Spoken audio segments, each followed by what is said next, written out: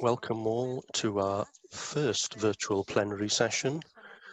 Before we begin, I want to set out a few points. The plenary meeting held by video conference in accordance with standing orders of the National Assembly for Wales constitutes proceedings of the Assembly for the purposes of the Government of Wales Act 2006. Having consulted with the Business Committee, some of the provisions of Standing Order 34 will apply for today's plenary meeting. Although we do not expect a vote today, I have determined that the quorum for any vote to be valid will be 4 members in accordance with Standing Order 34.10.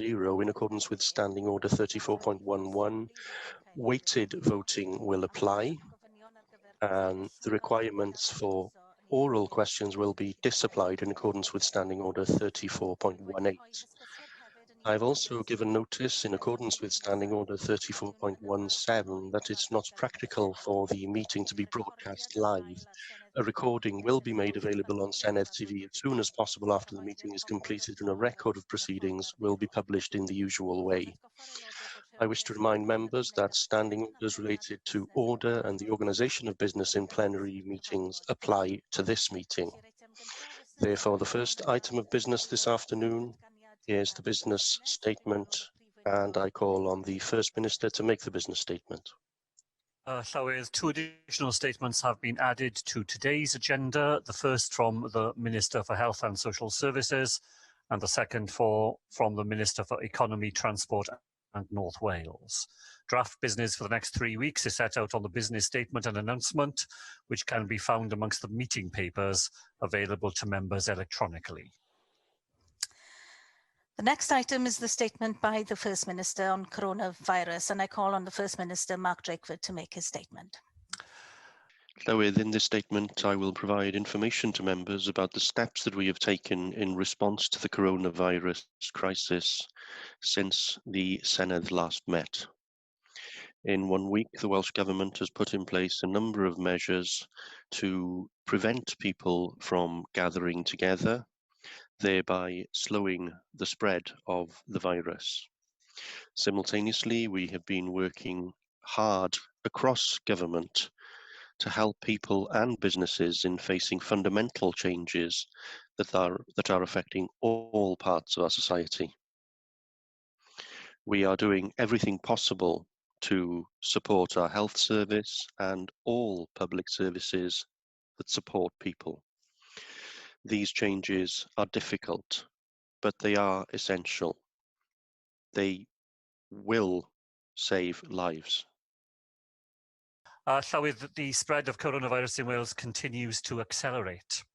The last week has seen a significant increase in the number of people requiring hospital treatment and a further increase in the number of deaths associated with the disease.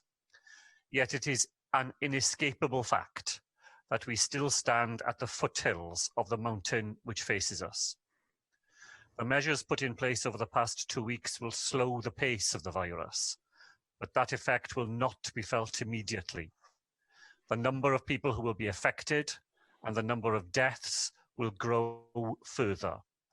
The key thing remains that everything we do together to slow down and then reverse that trend will save lives. Today, I will focus on those matters not covered in the statements to be made by my colleagues Vaughan Gethin and Ken Skates. Llywydd, in Wales, the Cabinet COVID Group meets each Wednesday morning. It receives reports of the latest developments from the Chief Medical Officer, the Chief Executive of NHS Wales, the Emergency Coordinating Centre, and the Welsh Local Government Association. In recognition of the uniquely serious position we face, I have invited the leaders of the Welsh Conservatives and Plaid Cymru to join that group. I'm very grateful to both Paul Davies and Adam Price for accepting that invitation. Cross-administration working has this week also resulted in a formal agreement through the Military Assistance to Civilian Authorities mechanism for logistic planning support to be provided in Wales. As a result, Armed Forces assistance is now available to our Emergency Coordinating Centre and to public services in their effort to combat the disease. And I'm very grateful for the speed and scale of assistance from the military that is now being afforded. So when we last met, the Senedd provided legislative consent to the Emergency Coronavirus Bill. It has since completed its passage through the Houses of Parliament and received royal assent on the 25th of March. We drew attention in our legislative consent memorandum to amendments that we anticipated would be laid. I can confirm that these amendments were included in the final bill. On Sunday last, on the advice of the Chief Medical Officer that coronavirus represents a serious and imminent threat to public health in Wales, I made a formal declaration to that effect in order to trigger powers under Schedule 22 of the Coronavirus Act. Those powers allow directions to be issued to restrict events, gatherings, and the location of people, and the use of powers to close premises or limit access by direction. The making of a direction does not require the use of its powers, but it ensures that, if the need arises to do so, we will already have taken the preliminary steps required to enable that to take place. I have made the declaration on that precautionary basis. So the powers of the Act allow normal decision-making systems to be adapted to meet the current circumstances. On Friday of last week, I approved the practice direction, since issued jointly by the President of the Welsh Tribunals and the President of the Mental Health Review Tribunal for Wales. The practice direction allows that tribunal to continue its work, even when it is not possible to hold face-to-face hearings or where there is a shortage of available members. Over the past week, regulations have been passed in Wales to give legal force to decisions made to close holiday and camping sites, public rights of way, and access to land. We have also given full effect to the full measures announced on Monday, the 23rd of March. Across the Welsh Government, my colleagues continue to take the decisions and to provide the advice necessary to assist our fellow citizens at this most difficult of times. On the 26th of March, Eluned Morgan wrote to all members outlining the actions taken by the Foreign and Commonwealth Office so as to assist UK nationals still abroad. We continue to highlight the cases of Welsh citizens in such challenging circumstances. On Friday of last week, Julie Morgan issued new guidance to those providing families first and flying start services during the pandemic. Even in the circumstances we face, our aim remains to support those at greatest risk and vulnerability through whatever safe means can be deployed. Also on Friday, Jane Hutt announced new funding to support volunteers and third sector groups. That includes £24 million for Wales's voluntary sector and £50 million for a direct delivery food scheme in Wales for Wales's most vulnerable people. COVID-19 volunteer numbers have passed 30,000 in Wales, and I'm immensely grateful to the WCVA and the county voluntary councils for everything they are doing in their partnership with our local authorities to match together the huge upswell of volunteers with the tasks which need to be carried out. In relation to education, since the decision to close schools and cancel this summer's examinations, we have worked quickly to provide information students need. Last week, Kirsty Williams announced that Year 10 and 12 students who were due to sit examinations this summer will not be required to sit those examinations at a later date, and that their full qualifications will be provided in 2021. Over 800 schools across Wales have remained open to support our most vulnerable learners and the children of critical workers. I thank school staff for the work they have done so far and for the fact that the majority of these schools will remain open over the Easter holidays. So with the demands being made of our public services, businesses and Welsh citizens are enormous. The common task on which we are all engaged, however, is to save lives. We publish figures every day now of deaths from coronavirus in Wales, but each one of those figures is somebody's son or daughter, somebody's parent or grandparent. It is to reduce that loss and that suffering that we are all asked to do what we do.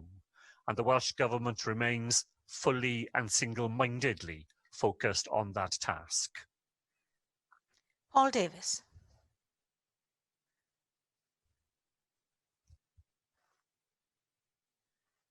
Join the COVID-19 core group this morning. As I said, in accepting the invitation, I'm of course happy to take part in these discussions, but as I'm sure you'll understand, should they interfere with the scrutiny of the government's work, then I'll have to reconsider my role in attending them. Now, last week I asked you about the Welsh Government's efforts to reprioritise its finances and publish an emergency budget demonstrating what financial changes have been made in light of the COVID-19 outbreak. You did indicate that the Welsh Government would be publishing a supplementary budget and that ministers are undertaking an analysis of their portfolios to ascertain where spending could be diverted to the coronavirus response. Now, the Welsh Government's £1.1 billion announcement earlier this week only consists of 25% of its own money, as the rest is from European funding and the UK Treasury. And so in order to convince the people of Wales that the Welsh Government is genuinely reprioritising its finance in response to this outbreak, we need to see something more than just business as usual. As I've also said before, it's also crucial that where it can, the Welsh Government redistributes its funding to third sector organisations so that those responding to the outbreak are actually at the front of the queue when it comes to receiving government funding. Therefore, First Minister, can you tell us when the Welsh Government will be coming forward with the supplementary budget?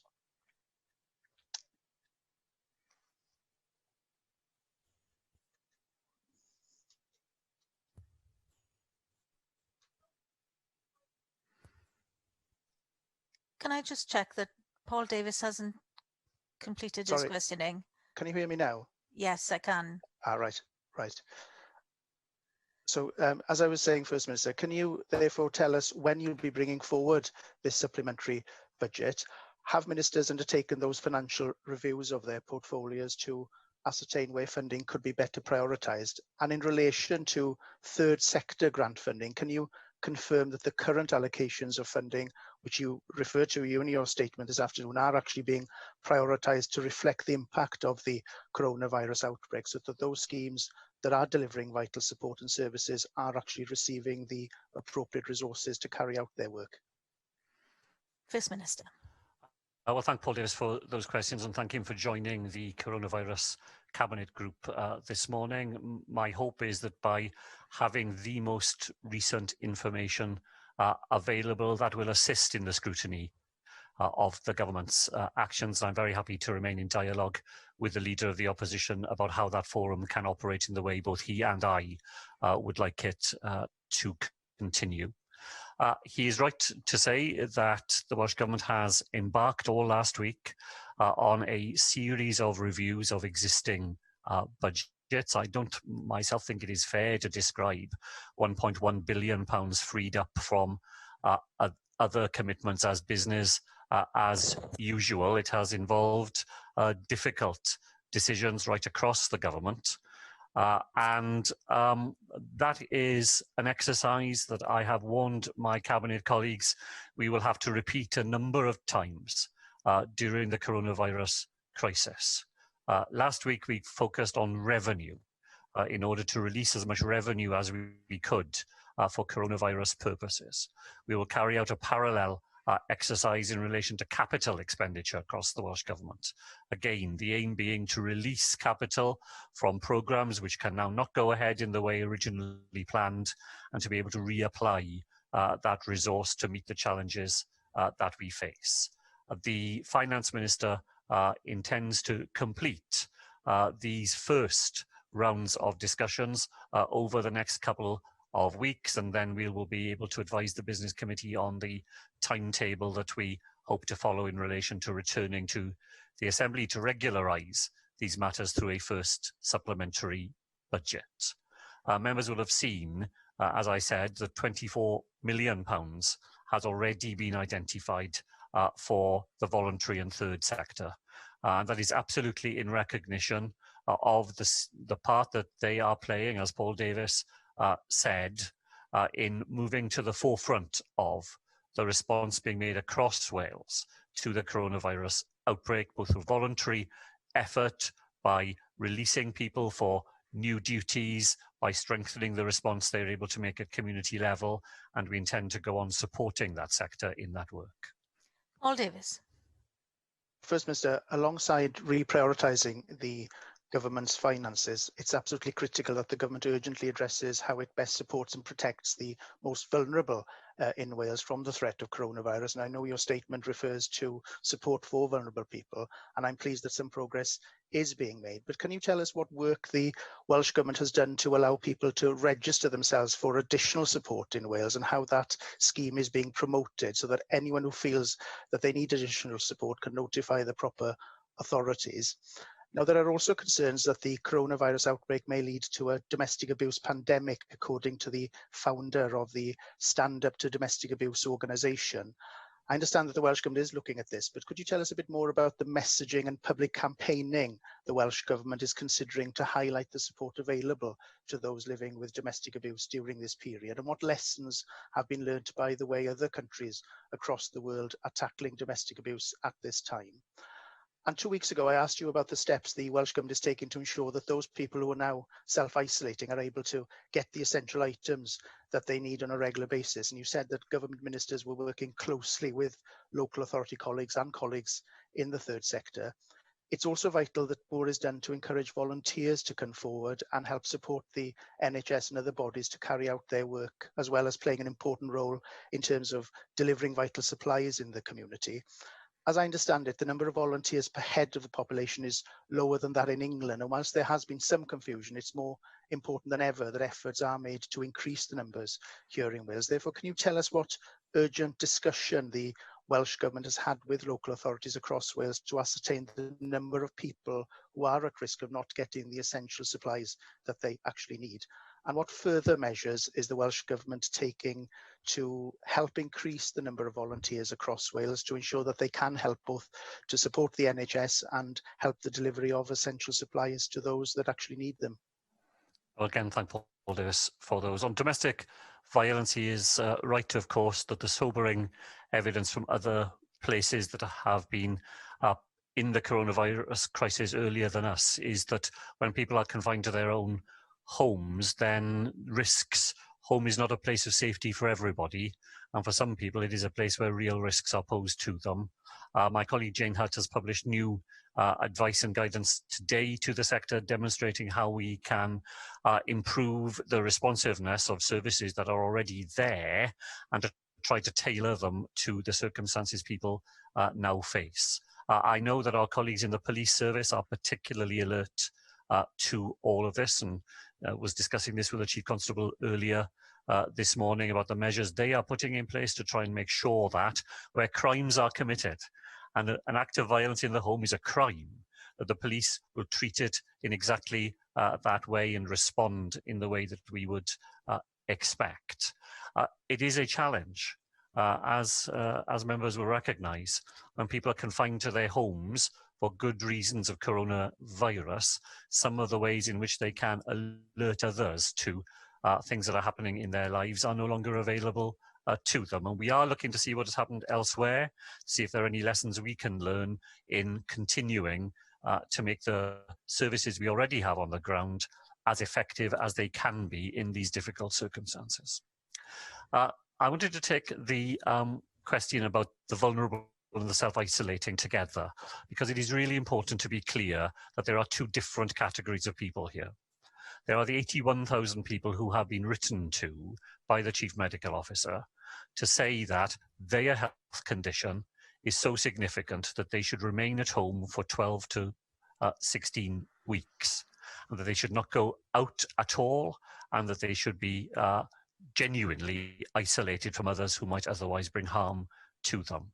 Those are the people that we are offering a doorstep delivery of food to, where they don't have any other way in which food can be brought to them. The majority of those people will already have families, friends, are likely to be users of existing services and will be able to rely on those networks to assist them. But for those who can't, we've put in place a mechanism where we can take to people's doors, where that is the right thing to do, food that will be able to see them through the weeks ahead. That mechanism doesn't suit everybody. Some people are too vulnerable even to be able to pick up a box of food from their doorstep. In those circumstances, we are arranging through our local authority colleagues for food to be taken from their centres by volunteers out to people who need a service in a different sort of way. There is, of course, a much larger group of people who are vulnerable. People aged over 70, women who are pregnant, people with pre-existing conditions and so on. They are not required to remain at home in the same exclusive way. Many of those are people who will be able to make a visit themselves to the shop to get food supplies. But we are working with supermarkets to see how in the services that they provide, the home delivery services, we may be able to identify people in that group as well when we have finished dealing with the safeguarding group to give them some priority to home delivery services. There are some data challenges in making people's personal information available to supermarkets in that way, but solutions to that are being devised. As far as volunteers are concerned, of course, we started from a much higher base in Wales.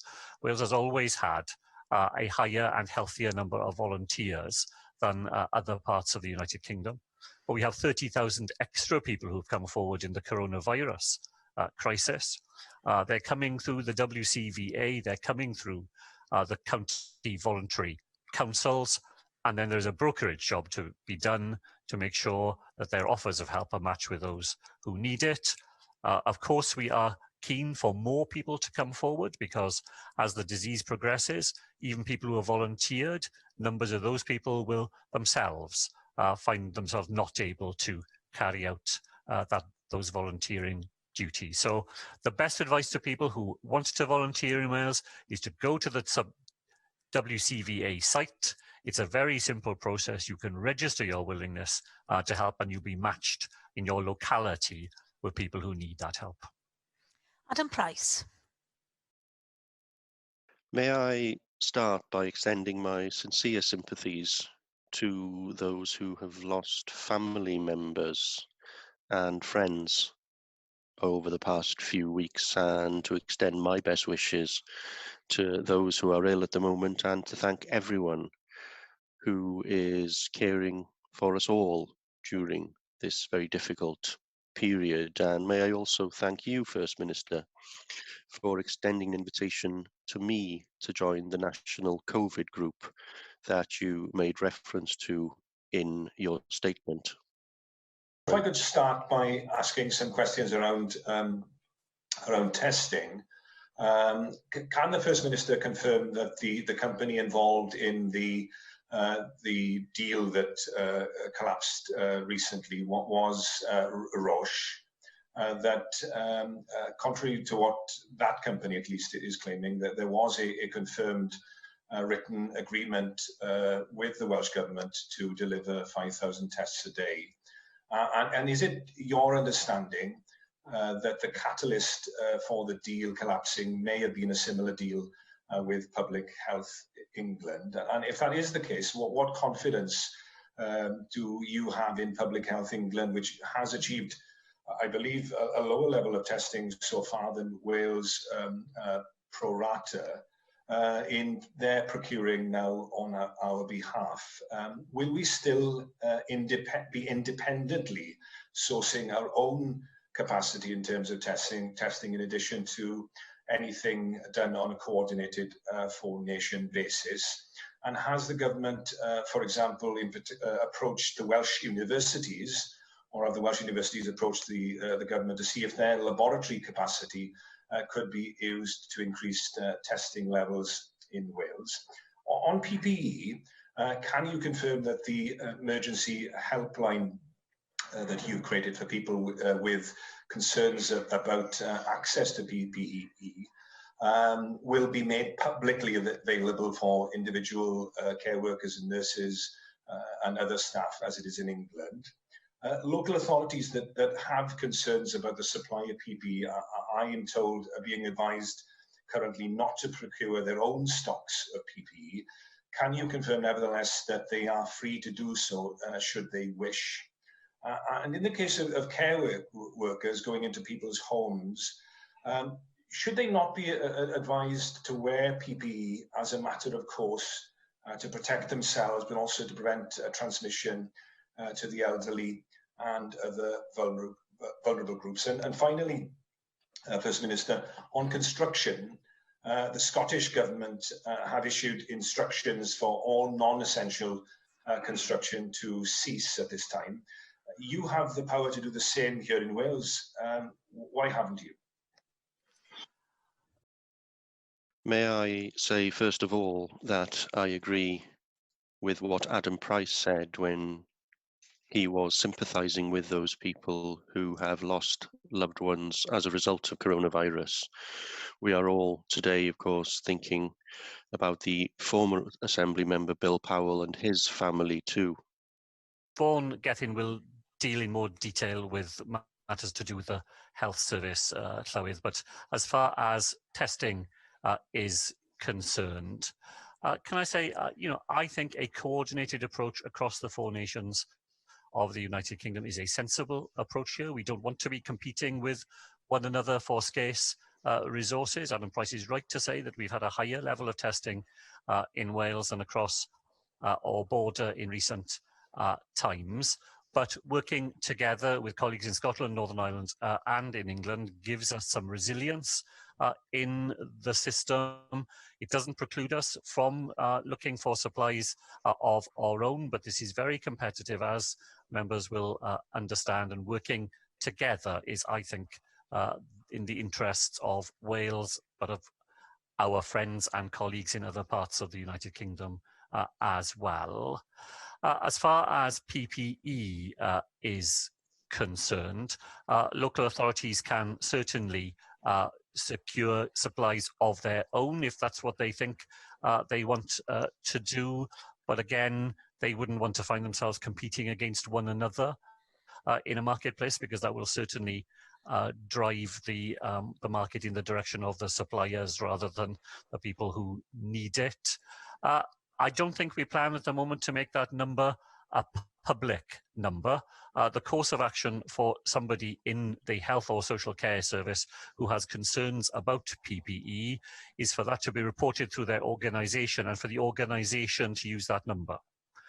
If the number were to be made available for everybody, then I think the risk is that it would get in the way of getting PPE to places where it is most needed, rather than the system we have where people who can perceive blockages at the ground level report that through their organisation, and the organisation then solves the problem by being in contact through the line. In relation to construction, my understanding is the Scottish Government has issued guidance. It's not instruction, it is guidance. We were in discussions with the Scottish Government on this yesterday. We'll be in discussions with them again tomorrow. I think the thing that we are wrestling with is to find a way of bearing down on construction sites where practice is not safe, where people are not separated by 2 meters, while at the same time making sure that we don't get in the way of essential construction work that we need for public purposes. The Grange Hospital development, the work going on in Carmarthenshire in relation to leisure centre preparation, the work going on in RCT and Conway to respond to people flooded out of their homes and to make sure the work is done to prevent flooding later in the year. Finding a legal way of identifying the things we want to continue and the things we don't want to continue has been challenging. We're discussing it with the Scottish Government to find whether we can act together on that matter. Adam Price.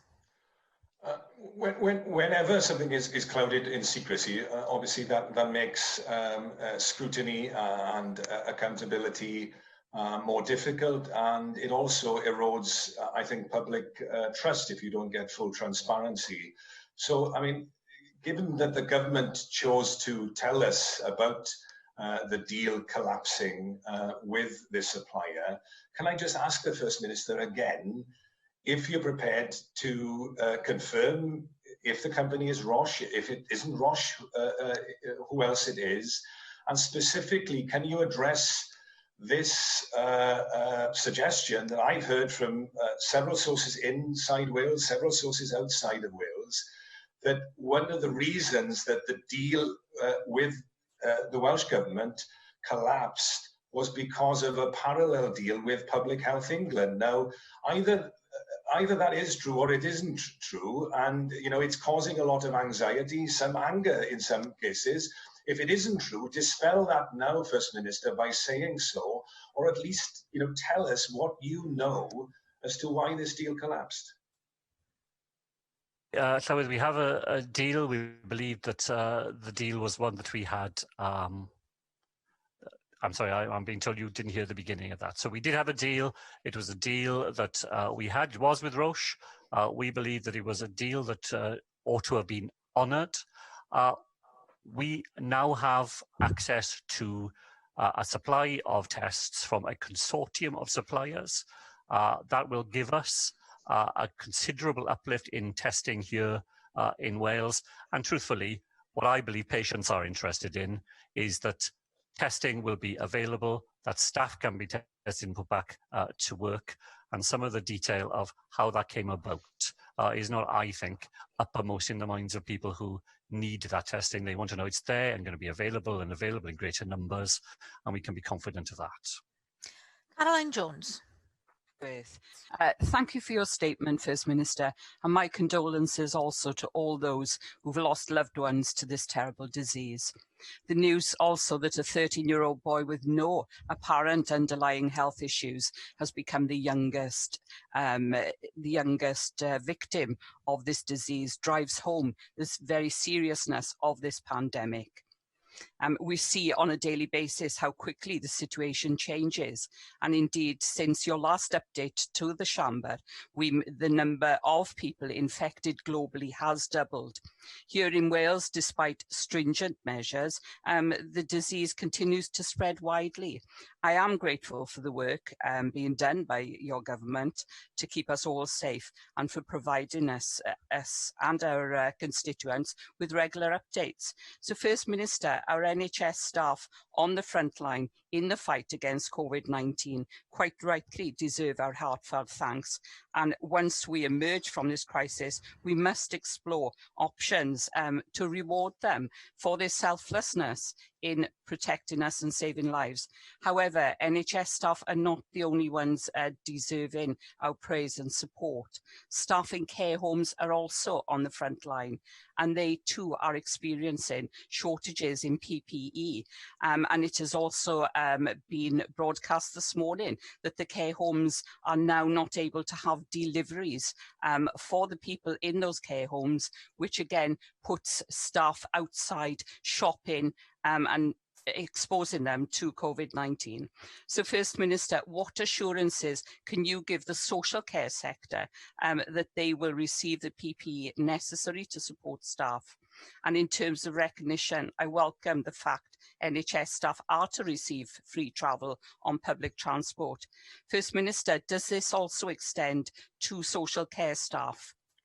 In addition to health and social care staff, we have to recognise the efforts made by police officers, firefighters, prison staff, and also those volunteering their services to the entire public sector.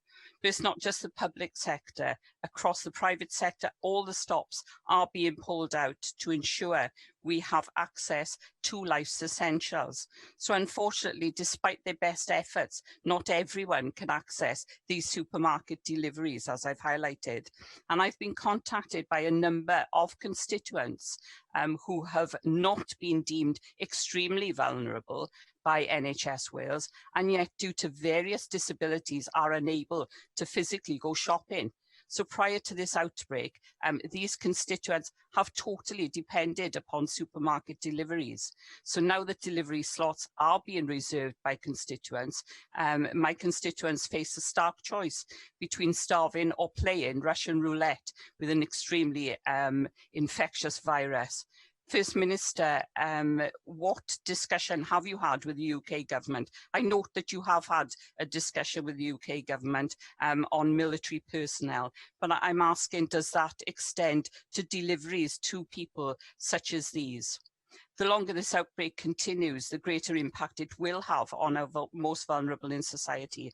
What assessment has been made of the efficacy of current control measures, and does the modelling the Welsh Government are relying upon make any assessment of whether shorter, more stringent controls may be better than longer term, more lax controls? And finally, First Minister, we are entering the most critical phase of this outbreak, which is putting tremendous stresses upon all involved in protecting the public. However, we must ensure we are forward planning, not just reacting to events as they unfold. First Minister, can you outline the actions being taken by the Welsh Government to undertake contact tracing once we have sufficient testing capacity within the system? NHS England are believed to be working on an app to aid with contact tracing. The app would track locations and contacts and enable immediate alerting should someone you have been in contact with develop COVID-19.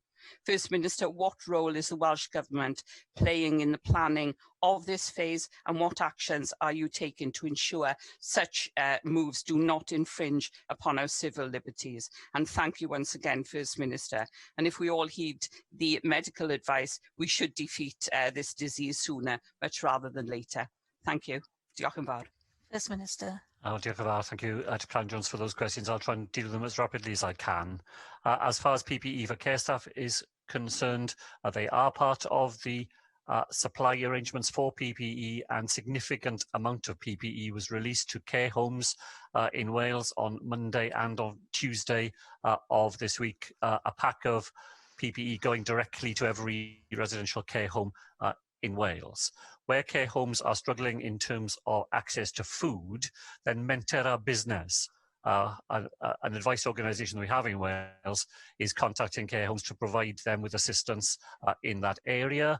Free travel on public transport does not extend as far as social care staff, and that's for practical reasons only, in that the difficulties of identifying people as they get on a bus, and the responsibility that would put on the bus driver to be making those sorts of decisions, were felt in discussions with the sector to be over onerous, and we weren't able to do that. As far as deliveries for people who are not being shielded but are nevertheless vulnerable is concerned, I certainly hope it's not the sort of choice that Caroline Jones suggested, and people who are in that position are advised to contact the hub of their local authority, because it's exactly the sort of thing that we hope the volunteers that we have identified might be able to assist with. As far as the modelling is concerned, then yes, the modelling certainly does have a capacity to contrast the impact of different lengths of period over which constraints on people's normal lives would need to be put in place. And SAGE meets regularly. We'll be meeting again this week to look at those models and to give us advice. On contact tracing, the dilemma is exactly the one that Caroline Jones pointed to at the end of her contribution, which is that we want contact tracing to be available, but we don't want to do it in the way that it's been done in some other countries, where it's obligatory, and your movements and your personal conduct is sort of collected by the state and used in that way.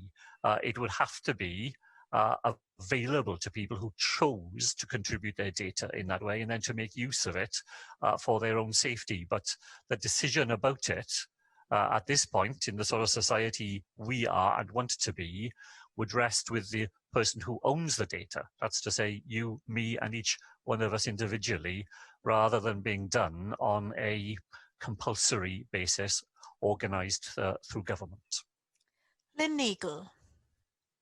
Llywedd, and can I just start by placing on record my heartfelt thanks to the NHS staff in the Aneurin Bevan University Health Board area and the local authority staff. Members will have seen that we have been very much at the epicentre of the outbreak in Wales, and I am really grateful to everyone, and that includes people like our shop workers who are supporting everybody within the community. I've got a few questions for the First Minister. The first was on the issue of access to online shopping. As the First Minister knows, this has been raised with me many times by constituents because of the decision to go ahead on an England-only basis with a registration scheme for vulnerable shoppers. I hear what you said in answer to Paul Davis about the steps that are being taken to resolve this. I think it is vital it's resolved because as helpful as food parcels are, many people will simply want to do their online shopping. So are you able to provide some kind of time scale for when you expect there to be a similar system in place in Wales to that which is currently in place in England? I'd like to just clarify, you've referred to the local authority hubs. If there are people who aren't in the extremely vulnerable group, but who say cannot for some reason find somebody to help them with shopping, and maybe they're inside with symptoms or whatever, is it your expectation that local authorities will provide assistance to those people if they're not on the list for food parcels? And then I just wanted to ask a couple of questions about vulnerable children and young people. And I'm talking about vulnerable children and young people in the wider sense, whether they are in school, whether they are vulnerable because of safeguarding issues or health problems.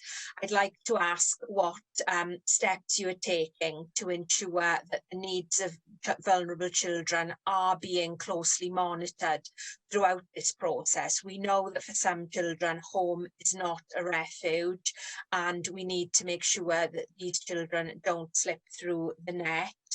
And then my final question to the First Minister relates to the excellent work that's ongoing to support the families of key workers and some of our vulnerable children in a school setting. And I do again thank all of the people who are helping with that. Can I just ask the First Minister for some assurances about how sustainable those arrangements are going to be going forward, especially as we reach the peak of this epidemic? Thank you.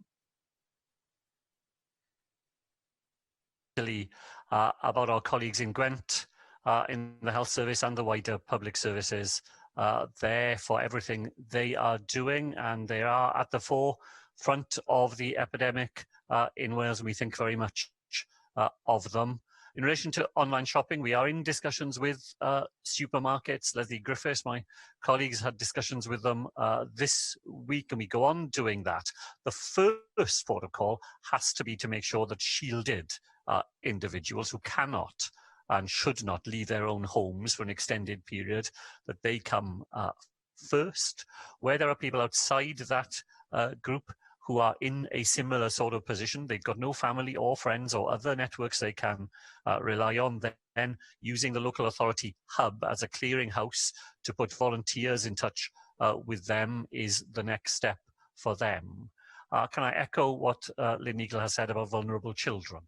And vulnerability, as she said, is on a very wide spectrum, from some very sinister and very awful attempts by people who are just out to exploit children, to use this emergency as a way of perpetrating their ways of behaving, through to children whose families just struggle to look after them in the way that they themselves would like to do. So I said in my statement that Julie Morgan has been in discussion with and issued fresh guidance to Flying Start and Families First services to make sure that we use all the different safe means we can to make sure that those families continue to get a service, even in these most difficult of times.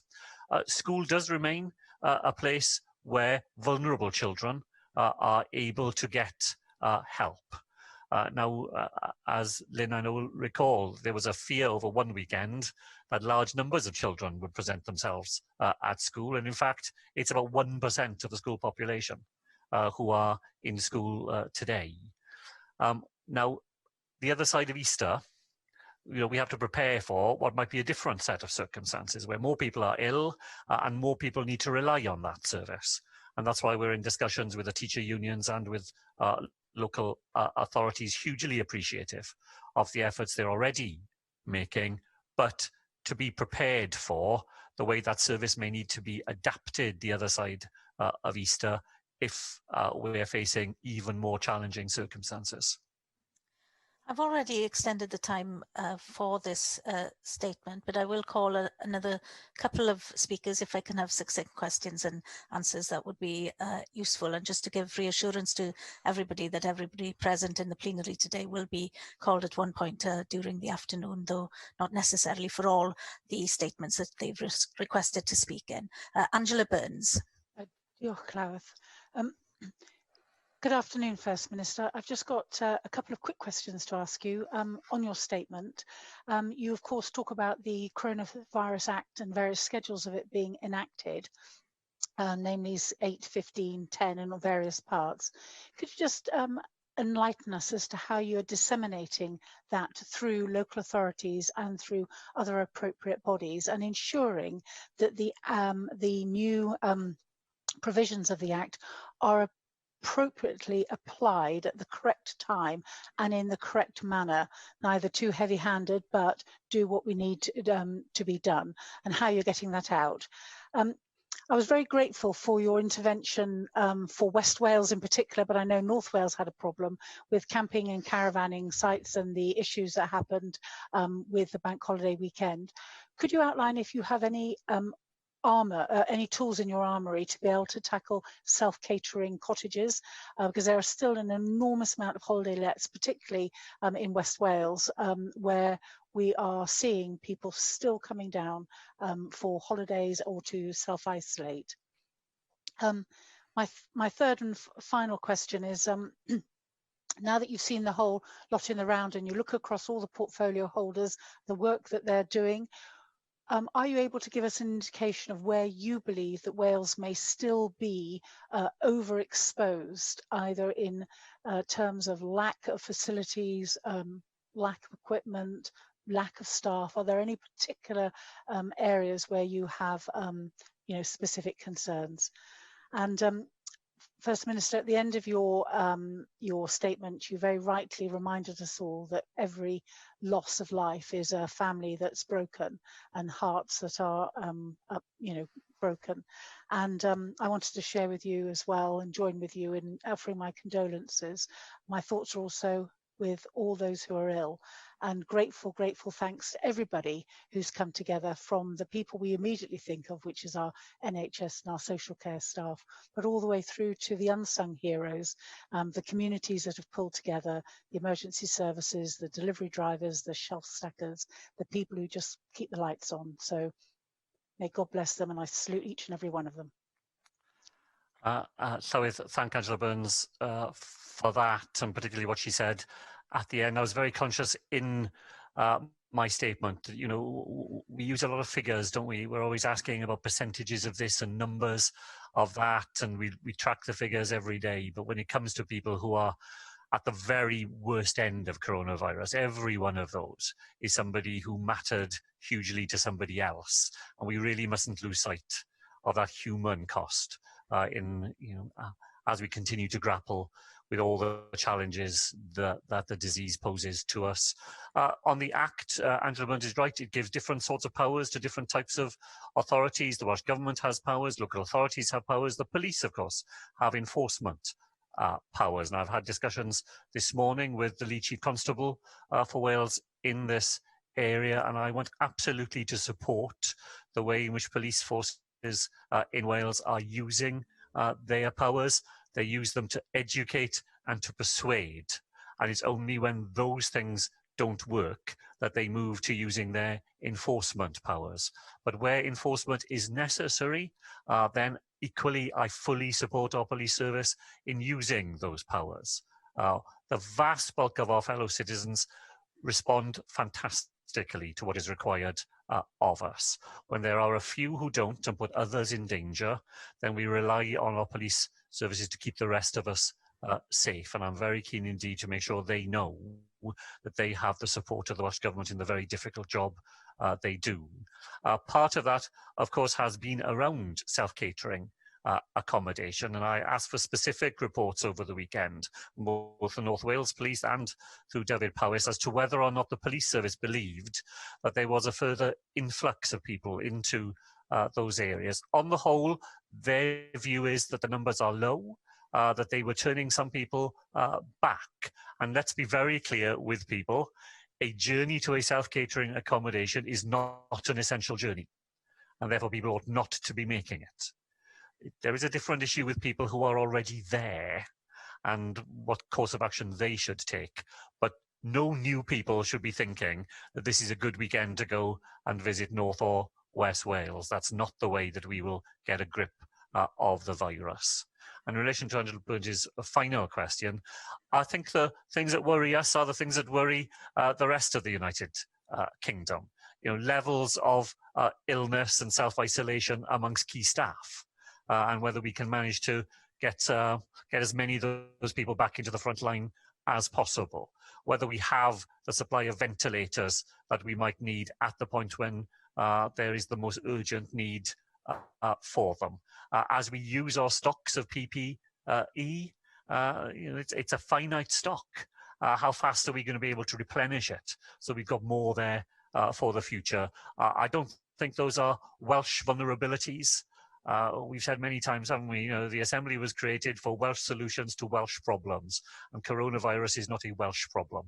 It's a global problem. In our context, it's a UK problem, and the things that we face are the things that are commonly faced across our wider country. David Rees. Thank you. Can I confer and agree with Angela? I think Angela said it all for all of us, that we all feel the same way. For the thanks for the people who work, and also condolences for those who are losing loved ones. I'll be very succinct because I hope to come into other questions or other ministers. First, free school meals minister, First Minister, you asked last week about free school meals because there are a lot of individuals who are now finding themselves in different circumstances than they were originally.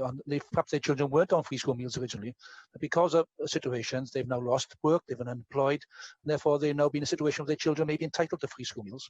But it's not yet clear as to who will authorise that situation. Can you confirm as to whether it will be the headmasters who have the authority to identify children for free school meals in such circumstances, so that no one goes without, and those children who are in families who find themselves in difficult situations now as a consequence of losing work, unemployment, and lack of funding, because they may not be on that 80% wages. I have a constituent who started work on the 6th of March, having given up his previous job on the 3rd of March. Because he wasn't in his current employment on the 28th of February, he's not entitled to 80% furlough. So we have various situations of consequence. We need to know who's going to have the authority to look at free school meals and authorising that. In relation to the situation on furloughs, what discussions are you having with the Treasury to ensure that no one falls through that gap? Because there are going to be individuals, through your package of announced this week on self-employed as well, but there are people who may have started self-employment the last 12 months that will now fall through the gap and are looking for how do they get income. People who do work, electricians who've gone to do jobs in houses now can't go into houses to do this work. So how are we having discussions with the Treasury to cover the ones who fall through the gaps that are still there, and as such will find themselves in difficult financial situations? I have very many constituents in that area. And finally, I'm going to ask a question to you on the steelworks. It's major industry, many other major industries in Wales, and supply chain steelworks. We cannot afford to have the blast furnaces shut down, because once they shut down, the heavy end will probably not restart, and that's a huge blow to our industry. What's the Welsh Government doing to ensure that industries like the steelworks are able to sustain this difficult period, to ensure that when we come out of this, they and their supply chains will still be operational and viable, so that the economies of those local areas can continue to grow? Well, so I thank David Rees for all of those questions. On free school meals, he's right, it is an entitlement. My view is that local authorities should simply use the normal routes. Children become entitled to free school meals all the time in normal circumstances during the year, and each local authority will have a process for those children's circumstances being verified and then entitlement delivered, and they should just use the normal ways in which they would treat any other child in any other circumstances. As far as keeping the Treasury informed of the way in which the help they've announced so far is being delivered on the ground, there are a series of opportunities to do that. There are subcommittees of COBRA that meet every day. I attended one yesterday, and part of that meeting was an opportunity for people to feedback on the way in which the schemes the Treasury has announced are working out on the ground and where there are gaps emerging. That is not to give a guarantee for a moment that the Treasury will respond to all of that, but David Rees's question was, what are we doing to make sure they know about them? And we are using the different opportunities we have, and information for Assembly members is particularly valuable to us in being able to make that part of the feedback exercise.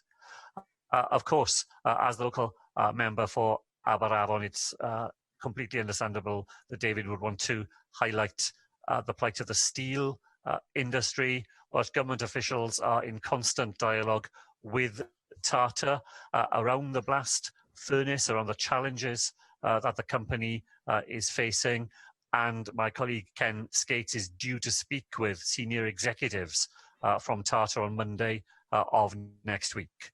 And by keeping in as close touch as we can with the company, making sure they know the different sources of help that are available to them, but also the challenges that they are facing, we will want to do what we've always wanted to do as a government, which is to support our steel industry in Wales. I thank the First Minister for his statement and responses this afternoon. The next item is a statement by the Minister for Health and Social Services, and I call on the Minister to make a statement for Gethin. Thank you, Llywydd.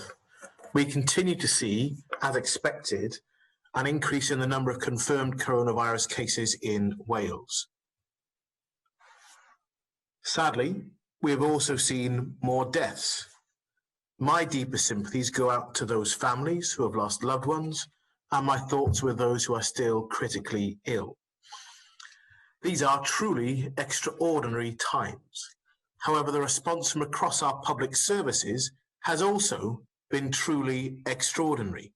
Extraordinary to help protect our communities and to save lives. People are working tirelessly to respond to this public health emergency. That work matters for today, tomorrow, and our preparation for the weeks ahead. I am grateful for and genuinely humbled by the contribution of each and every one of those people to this national effort. The Welsh Government, the NHS and social services organisations already have existing plans in place for a potential flu pandemic. That plan provides us with a solid base to build upon, and those plans are now being put rapidly in place. NHS organisations are working to increase the capacity of local services, beds and workforce availability. To put this into context and demonstrate the scale of this work, our health boards will have in effect created the equivalent of up to 7,000 additional beds with the plans they have in place for field hospitals or Nightingale hospitals, essentially step up and step down care. That is effectively double the number of existing NHS beds, and that is exceptional in any circumstances, and it's been created over a number of days. Significant announcements have been made over the last week, as members are aware. For example, I approved £8 million to enable Cardiff and Vale University Health Board to work with partners, including the Welsh Rugby Union, to convert the Principality Stadium into a field hospital with up to 2,000 beds. That's twice the size of the University Hospital Wales here in Cardiff. That is in addition to the extra capacity that is being created on the Health Board's hospital sites that exist. Howell Var Health Board has well-progressed plans on a range of sites, including Parker Scarlets, as we saw on ITV Wales News last night, a range of leisure centres across Carmarthenshire, and Bluestone in Pembrokeshire.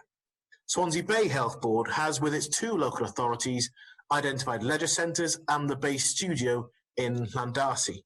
These are all in addition to the 350 beds which will be available at the new Grange University Hospital from April. And we know that North Wales has already identified Venue Cymru as one of its sites, with more to be confirmed in the days ahead. So all health boards are developing equivalent capacity plans and specifications for a distributed model of additional bed capacity across Wales. On critical care, we have already more than doubled the number of beds in Wales to 313. As of yesterday, occupancy of critical care units was about 40%. 69% of those people occupying beds either have suspected or confirmed cases of COVID-19.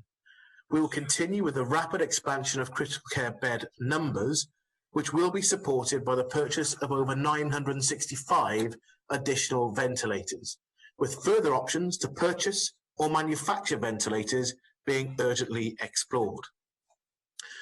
I know that there are quite understandably continued concerns about the availability of personal protective equipment.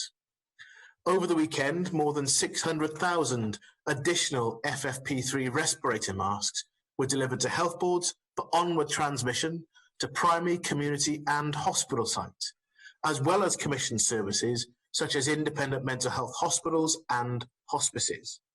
Further deliveries of PPE were also made on Monday and Tuesday of this week to the local authority joint community equipment stores for directors of social services to distribute within the social care sector. We have now deployed from the Welsh Government pandemic stocks more than 5 million pieces of PPE for use within our health and social care system. The delivery to the joint stores is sufficient to enable each of Wales' 600 plus care homes to be provided with enough PPE to cover 200 individual interventions. A telephone and an email contact has been set up for the NHS and social services to use in an emergency if PPE supplies have been disrupted or there's been an unforeseen or unplanned surge in use. And this is a point the First Minister referred to in questions earlier. Whilst we face an unprecedented time and increasing demand upon our health and care services, the response from our workforce has been humbling. We have and will continue to be innovative in meeting the demands placed upon us in the fight against COVID-19. A week ago, we asked our newly retired nurses and doctors to come back to the NHS, and they have responded in their numbers. Already, over 1,300 health and social care professionals have responded to that call to return and serve the country. Our students are also keen to support us. We're exploring ways to harness the energy and commitment of up to 3,760 medical, nursing, midwifery, allied health professional, paramedic, and health scientist students as well. Working closely with NHS Wales Shared Services Partnership and Health Education and Improvement Wales, we've been able to make progress at this unprecedented time. And each of those students who undertake an offer will be paid in accordance with their time. It won't be voluntary service we're looking for from those people. We have more than 1,200 GPs on our locum register in Wales, and we'll be asking all GPs to consider what further time and capacity they have to offer. That is why we're asking all locum GPs to consider a temporary contract with their health board. Their expertise can help in so many ways, in community and primary care. These are extraordinary times which have called for extraordinary measures, but our uniquely Welsh approach to working in partnership is helping us to make a difference. The COVID Hub Wales will be released later this week to support our extended and evolving recruitment solutions across the health service. To ensure that our primary care services remain as resilient as possible through the increased demand upon them, we've made significant changes to the way that GPs and their multi-professional teams, pharmacy teams, dentists and optometrists provide care to patients across Wales. The changes that I have agreed are designed to respond to people with the most urgent needs, whether related to COVID-19 or not, and to, of course, minimise the spread of COVID-19. We're asking providers to work collectively in their communities to deal with this situation, and I'm pleased that our stakeholders are supporting this approach. I encourage everyone to follow the advice that has been issued on how to access services during this time. I'm grateful to our primary care and social care providers for their continued efforts during this situation. There are approximately 81,000 people in Wales identified as being at very high risk of severe illness from COVID-19. And this week, each person will have been sent a letter from Wales' Chief Medical Officer. It may not have arrived yet. We're waiting until the end of the week for all of those letters to have arrived. The letter includes clear advice to stay at home for at least 12 weeks. The Welsh Government is providing a further £15 million to ensure that people in Wales who are not able to leave their homes will get direct deliveries of food and other essential items to their door, and that was a point covered in the First Minister's statement and follow-up questions. My Cabinet colleague Leslie Griffiths has led on our conversations with supermarkets and wholesale suppliers to agree both supply and delivery for this group of shielded people in a very short period of time. And Julie James, as you would expect, is in daily contact with our local authorities. And I really am tremendously grateful to the local government family for the way that they have responded to both lead and coordinate community efforts to support people in their own homes. So considerable progress has already been made across our health and care system. It would be easy to forget that all of this has been achieved within just a matter of weeks, and in some cases, just days. The work of our public servants, and our volunteers is, I believe, truly inspiring. It is vitally important that we use the weeks ahead to put further preparations in place. But these will only be as effective as they could and should be if each of us adheres to the social distancing measures that we have introduced. So stay home, protect our NHS, and save lives. Angela Burns. Minister, thank you for your statement. And in fact, I think that's a very good reminder right at the end. On the 1st of March, who had any idea that we would be in the situation we are today? And therefore, I really want to add my thanks and my congratulations for the 7,000 additional NHS beds that have been created. I think that's outstanding work on behalf or by the NHS and by all those partner organisations, from the local authorities to the many organisations who've come behind and offered space. And, you know, I think 7,000 is a really quick and easy number to say, but my goodness, when you think about the logistics behind that, and I really do congratulate all of them for pulling that together. On your statement, Minister, you go on to talk about PPE, and I am going to have to return to this issue because it is probably the issue that I have the most contact, or one of the most contacts from people over. I do think that in the initial days, there's been a lack of clear communication to people about when and who should use PPE. And I think that this situation has now got even muddier. So I understand the scientific advice, which is that if you're dealing with somebody with COVID-19 symptoms, then you wear PPE. And depending on where you are in the chain of people who are dealing with somebody who is ill with COVID-19, depends on the type of PPE that you will wear. But I think the issue, Minister, is really that this is a scary disease, that people are willingly putting themselves in harm's way to help the rest of us, that we know that 30% of the people who have COVID-19 symptoms will not show any sign of having those symptoms. And we know that about 80% of the Welsh population will have COVID-19 at some point or other. So I totally understand the concerns of the district nurses, of the midwives, of the morticians, as well as those of the people who are on the front line, as we recognise the front line, in other words, on acute wards. So please, can you perhaps come back and tell us how we're going to get this PPE, when it's going to be available, how clear a guidance are you going to be able to put out there so people understand who should use it? And do you actually foresee a situation where we accept that if you are dealing with the public, you're going to need to have some form of PPE, whatever that is? So for an example, a domiciliary care worker may be looking after 10 very vulnerable people, and on his or her travels through those 10 people, they could unwittingly be spreading the disease without, knowing it, because we don't know how it manifests itself in everyone. So I just think that on the subject of PPE, this is an issue which we haven't yet got to the heart of. Are you able to tell us how much PPE we need, how much PPE we've got, and whether or not you'll be able to source it at the appropriate times for this situation to move through? I'd also like to raise an issue that, so two more questions, Clauth. The first is that now we have a UK-wide approach to procurement. Are you able to tell us what kind of data Welsh Government is needing to feed into the UK government?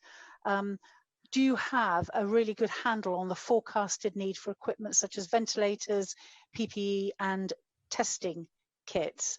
And are you able to share the clear numbers of where we are now and where we need to be?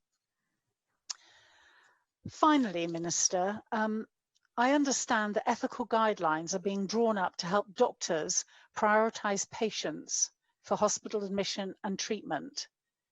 And I understand and have huge sympathy for those doctors, because these are tough decisions for doctors to make working in stressful conditions, but they are decisions that need to be made fairly. Can you confirm, Minister, when those guidelines will be available? And can you confirm that the Welsh Government has heard the rights statement issued by the Older People's Commissioner for Wales, Age UK, Age Cymru, Age Northern Ireland, and the Older Commissioner for Ireland, among other people? Because I truly believe that the fact that someone is in need of care and support, is currently in a care home or in their own home, should not be used as a proxy for their health status. Do you agree that to make such decisions without considering either older persons' needs or their capacity to benefit from hospital treatment would be discriminatory and unfair? And Minister, will you ensure that vital end-of-life palliative care, do not resuscitate, and DNA CPR conversations are undertaken in a respectful, compassionate and informed manner?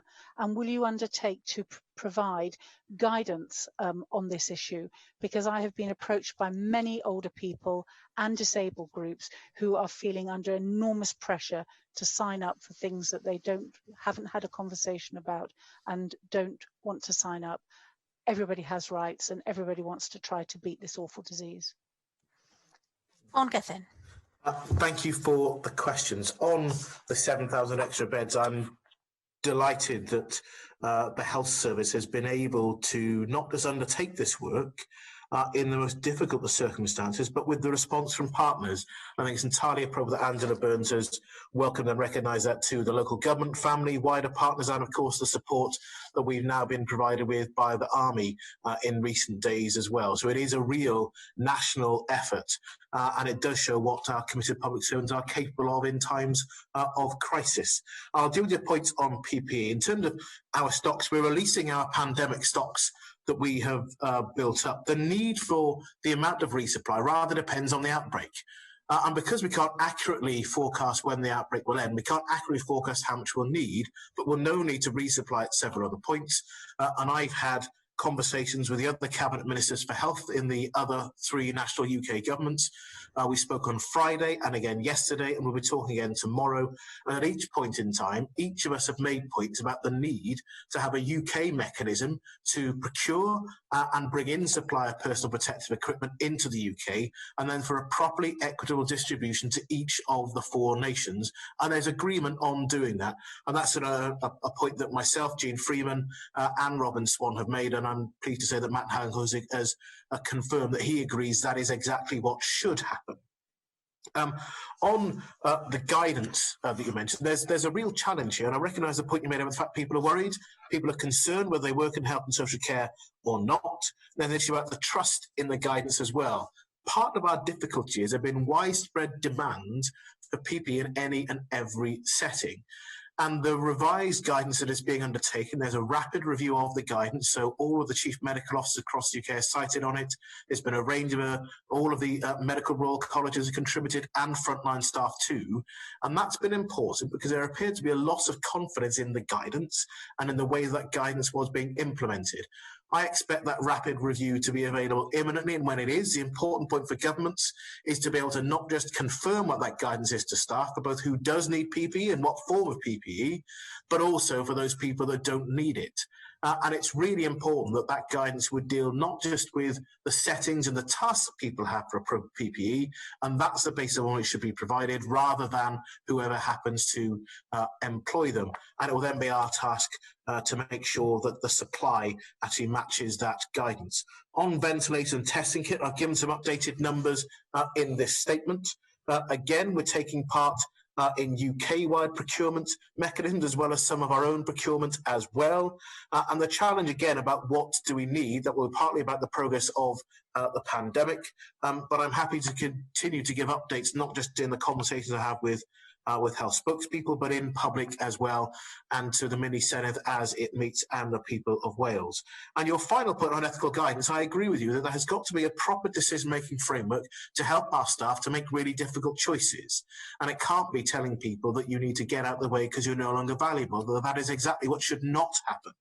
I am happy to say that today the Royal College of Physicians have published some guidance for doctors to look at and consider, and that's been done together with 14 other Royal Colleges and other medical faculties as well. So that's been published publicly, and we'll be re-providing that and making sure people have it, and I'll happily undertake to make sure that's circulated to all members to see as well. Adam Price. I'm grateful to the First Minister for confirming the identity of the company involved in the collapsed deal. I was wondering, Minister, if you would respond to the statement, therefore, that Roche put out last night, that it does not have and has never had a contract or agreement directly with Wales to supply testing for COVID-19. And is it your view, therefore, that that statement isn't true? They would have known that it wasn't true, and they were effectively lying. Now, we know the who now in relation to this collapse deal, but we're still a little bit unclear about the why. So I was wondering if you could say a little bit more about that, your understanding as to why the deal collapsed, and particularly this widely held suggestion that effectively it was scuppered by a parallel deal with Public Health England that the company chose in precedence over the deal with the Welsh Government. In relation to the new four-nation arrangement for testing procurement, there has been a reference to Wales receiving a population share of tests, I understand. But shouldn't that be higher given the particular demographics of Wales that you, Minister, have referred to previously, and also the epidemiology, the fact that Wales is 4.7% of the UK population, but 8%, I believe, of the current confirmed cases. Therefore, shouldn't we be getting 8% of the tests? Will you be publishing a daily figure for the number of tests undertaken as Scotland does, so we can track progress as we move forward? And also the question that I put to the First Minister, I was wondering if you could address, has the Welsh Government approached the Welsh universities, or have the universities approached Welsh Government to see if we can use the scientific expertise within our laboratories there to actually improve our own testing capacity in Wales? And do we have a figure? We have a figure, I believe, for the number of tests that have been conducted with NHS staff. Do we have any figures about the degree of confirmed cases as a result of those tests, and how does that compare with the general population? Moving on to PPE, you referred to some of the numbers of items that have been sourced and supplied.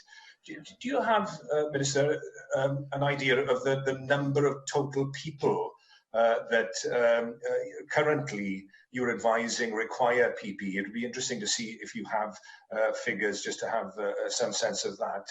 I noticed that just today, the Basque cooperative Mondragon has just announced a new production line to manufacture 500,000 masks a day.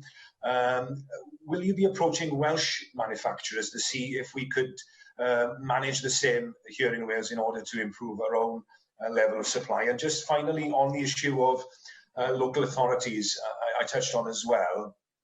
I understand the advice to local authorities is not to procure their own PPE independently, but are they free to do so if they feel that that is necessary?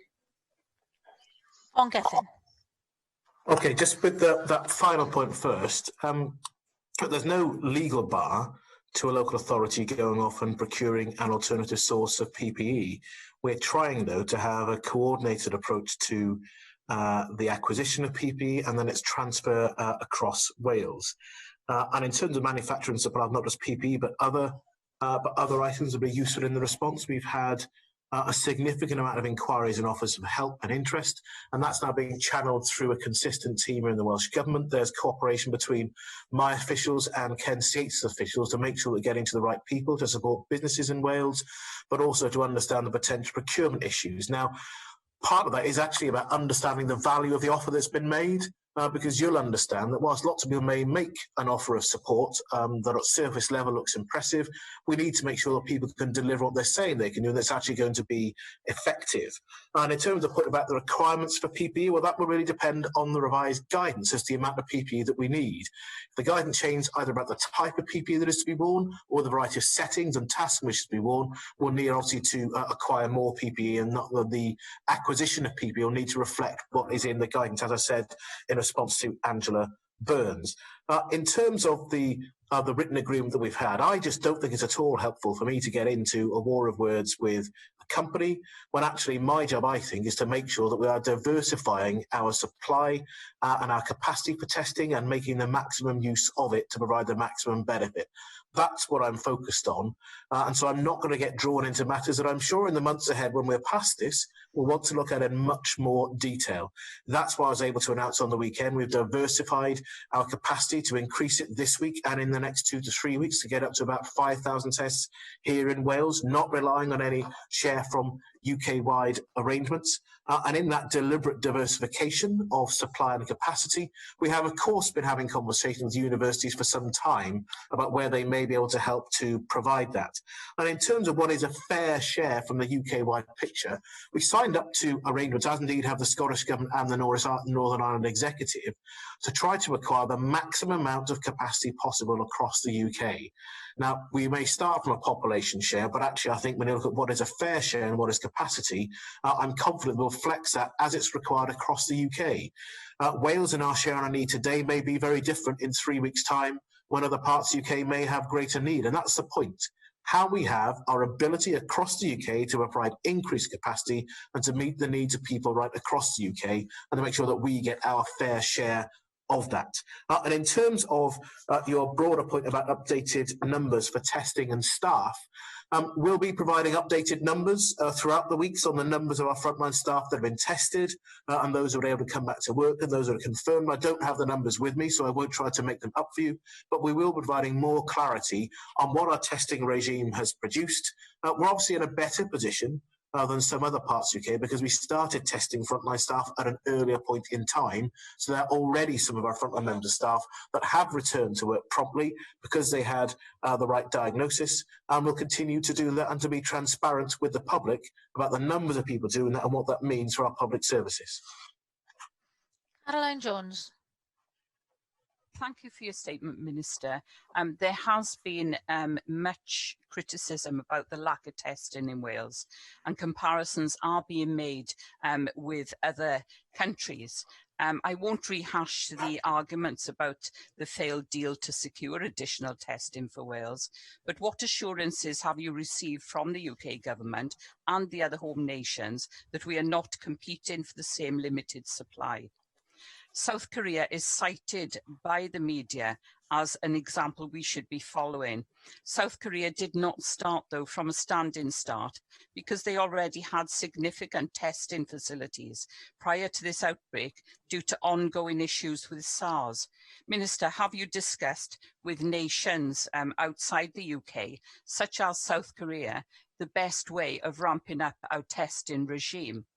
Other nations such as Germany are also so far ahead because they have the lab capacity, which is why the test for this new coronavirus developed in German laboratories is being used around the globe.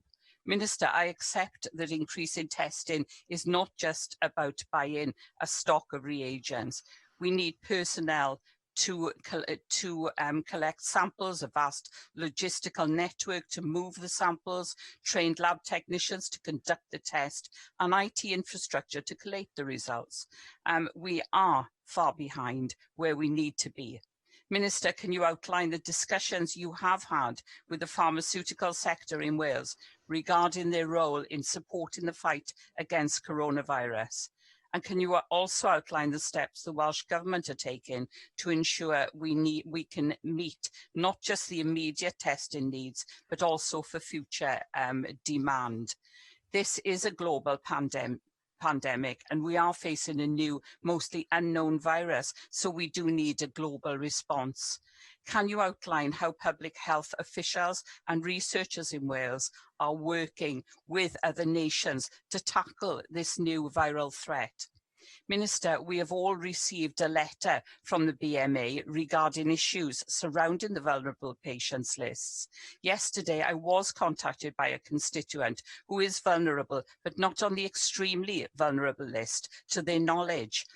This constituent has for many years relied upon deliveries of food and medicine, but is now unable to do so because they are not on the Welsh Government list.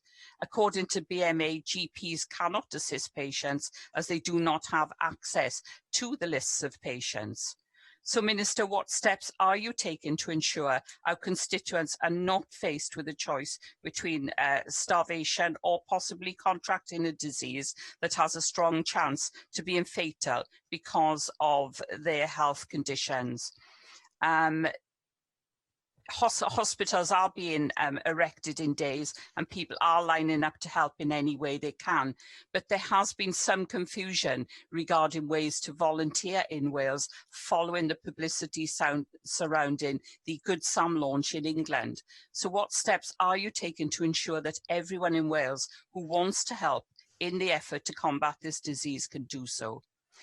Also, Minister, in the last few weeks, universities, industry and the maker community have been developing novel methods to produce everything from face shields to ventilators, and new CPAP machines have been developed and automated bag valve masks have been trialled to ensure ventilators can be reserved for the most serious cases.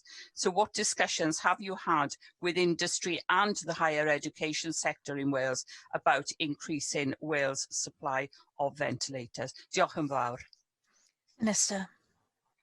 I think, to be fair, Llywydd, I've dealt with the point about ventilators, both in terms of supply and manufacture, in response to questions that Adam Price asked, and also Angela Burns, in terms of the collaboration between officials in my department, Ken Skates' department, and people making those and manufacturing them here in Wales. In terms of the points about volunteering, we've had a really significant response from people in Wales. So whilst there's been some confusion in some of the headline messages that have been played out, actually, lots of people in Wales have found a way to be able to volunteer within their local community in either smaller groups that have been set up, but also through the National Volunteering Wales portal. So we've got over 30,000 people registered as volunteers, and within the last week we've had a rate of 1,000 people a day registering to be volunteers to support people in their local community. I think part of the challenge was that there was, I think, a misunderstanding in the way that the England-only scheme was launched, and some of our colleague elected representatives in Wales didn't understand that there was simply an England-only scheme and not a scheme that was designed and delivered by the four governments across the UK. So we've got a good response already, and that's being put to use with the third sector and local government working together to do so. And in terms of GP access to the list of vulnerable people, we've been really open in developing both the list and the criterion for people on the shielded group of 81,000 people. So we've worked together with the British Medical Association and the Royal College of GPs, And by the latest from 2 o'clock today, that list will have been available in the GP portal for every GP practice to review the groups of their patients on that list, so they can exercise their judgment and knowledge of their group of patients if they believe there are other people who should be on that group of shielded people. We'll continue to develop our response in supporting the wider group of vulnerable people over the coming days, as I say, working together, I'm sure, with local government and the third sector. And in terms of your broader points about testing and learning with other countries, well, it is fair to say that South Korea, for example, is in a different place because of its experience and having been much harder hit by SARS in the past.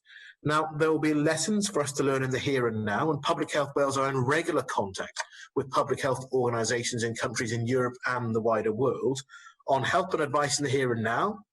So, for example, we've definitely learned lessons from Italy. That's why we put so much energy and effort into creating field hospital capacity at such pace, because that's about getting people out of hospital when they no longer need to be there. It's even more crucial now because people who are delayed getting into hospital are people who really may well need life-saving care. So that's one of the lessons we've already learned. We're talking about lessons as it emerges that some of the social distancing measures will start to be relaxed. That's really important for us about our response to the pandemic here in Wales and the rest of the UK.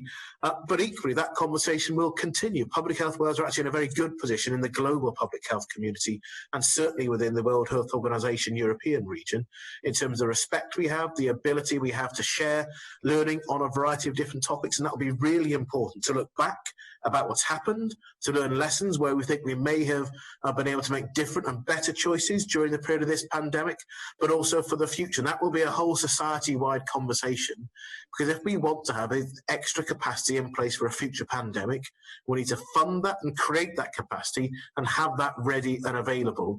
And that's a different sort of choice for us to make about the way that we support public services. Lynn Eagle. Thank you, Llywyd. Some of my questions have been answered, but I did want to return to the issue of the shielded letters, because I think that is incredibly important, because for many people that will unlock the support that will enable them to stay at home for 3 months. I've been advising people to contact their GP if they haven't had a letter and think they should be shielded. I welcome what the Minister's just said about everybody having access to that list today, but GPs are now telling me locally that they don't have the capacity to deal with the numbers of queries they anticipate getting from people who think that they should be shielded. So I'd like to get the Minister's comment on that. What assurances can you offer that people who should be shielded will be able to get on that list in time to get the support that is available? Similarly, also picking up issues with pharmacy as well. People who've always had their prescriptions delivered, who aren't well because they're not on the shielded list, are now worrying they're not going to be able to get their prescriptions delivered. So your response on that as well, if possible, please. And I know that you dealt with the ventilator issue in relation to Angela Burns and Caroline Jones, but I have sent through a number of companies who have made offers of help to the government. I understand there's a process to be gone through, but can you just say a little bit more about how Welsh Government is dealing as quickly as possible with those offers of help from manufacturing companies in relation to ventilators? Minister. Last point, that may come up again in questions with Ken Skates, because his department, in terms of the business support for those people, is actually really important to make sure they're helped to manufacture. So there's more than one potential opportunity to manufacture CPAP machines, which are a level down from invasive ventilation, but can be helpful. And there's the Faculty of Intensive Care have actually produced some guidance about the increased use of those machines. So we're supporting a range of companies and working alongside them to assist in the manufacture of those in the here and now. I know UK headlines are very excited about Mercedes Formula One team being involved in doing something. We have a range of examples here in Wales where we are manufacturing those machines as well. So it goes into a central team here in the government to understand what's on offer, and then to understand the technical specifications of what's potentially on offer. And then if there's business support needed, that's where Ken's team comes in. And we've got a centralised process, so it's not going to 3 or 4 different people. We understand which group of officials are supposed to be dealing with it, provide the right support, and also in a reasonable time frame. And on your point about shielded letters to people who are to be shielded, the 81,000 people have been tightly drawn up on clinical criteria. Now, there's a wider group of people outside that who we've also advised should really be staying at home if at all possible. So, for example, women who are pregnant and people over the age of 70. Not every pregnant person, not every person over the age of 70 will have a shielded letter. They shouldn't expect to have one. And I think there is some confusion within that. It's important to be clear with our constituents that if you're over the age of 70, that doesn't mean you will automatically get a shielded letter. And to have some places and to ask people not to ring GPs, because otherwise they will be overwhelmed. Now, the work we're continuing to do with the third sector and local authorities, and indeed the food supply sector, is initially about getting support to people in that most vulnerable group, the 81,000, who don't already have a mechanism to get supply to themselves, whether that's food or medicine or other goods, and it's then to work on support for that wider group of people. Now, some local authorities are already in a place to be able to do that. We're looking to be able to provide some clarity on a national basis about how that wider group of people are continuing to receive support to be able to stay at home. That's why the wider volunteer network is so important to us, to help that widest group of people possible. And on prescription delivery, I've tried to make clear several times, and I'm happy to do so again, that if people can get their own scripts, that's if not them, if they're supposed to be staying at home, their friends, family or trusted people who can go in the script for them, they should do so. If they rely on delivery and they have no other means of getting that, then their pharmacies should deliver. We had an incident last week where there were localised challenges with a well-known pharmaceutical company, and I had direct contact with that company in Wales about what's supposed to happen. And that was unhelpful for people who were caught in a position they didn't get the supplies delivered to their door as they should have expected. But it was helpful in the sense that it meant that that group went out and told all of their store managers the guidance they'd issued on making sure that if people can't get their own scripts, then they should make sure that they're delivered, and there should not be delivery charges during all the time that we're facing the COVID-19 pandemic as well. I hope that's helpful. Paul Davis. Diolch, Llywydd. 2 very brief issues I just want to raise with you, Minister. First of all, I'm sure you would have seen the concerns raised last night in the media by the Tenebus Cancer Charity, who were extremely worried that hundreds of cancer patients in Wales could die because of delays in treatment and screening as a result of the coronavirus outbreak. Of course, I fully understand the government's need to tackle the spread of coronavirus head on. However, this will undoubtedly lead to a great deal of anxiety and frustration for many patients living with cancer and their families. Indeed, I've been contacted myself by constituents asking about cancer care during this crisis period. So therefore, can you tell us, Minister, what the Welsh Government is specifically doing to support those living with cancer in Wales during the COVID-19 outbreak? And will you be bringing forward a specific cancer strategy at this time? And secondly, Minister, of course, we owe a great deal of gratitude to frontline staff, including Wales's community pharmacists, who you've referred to today.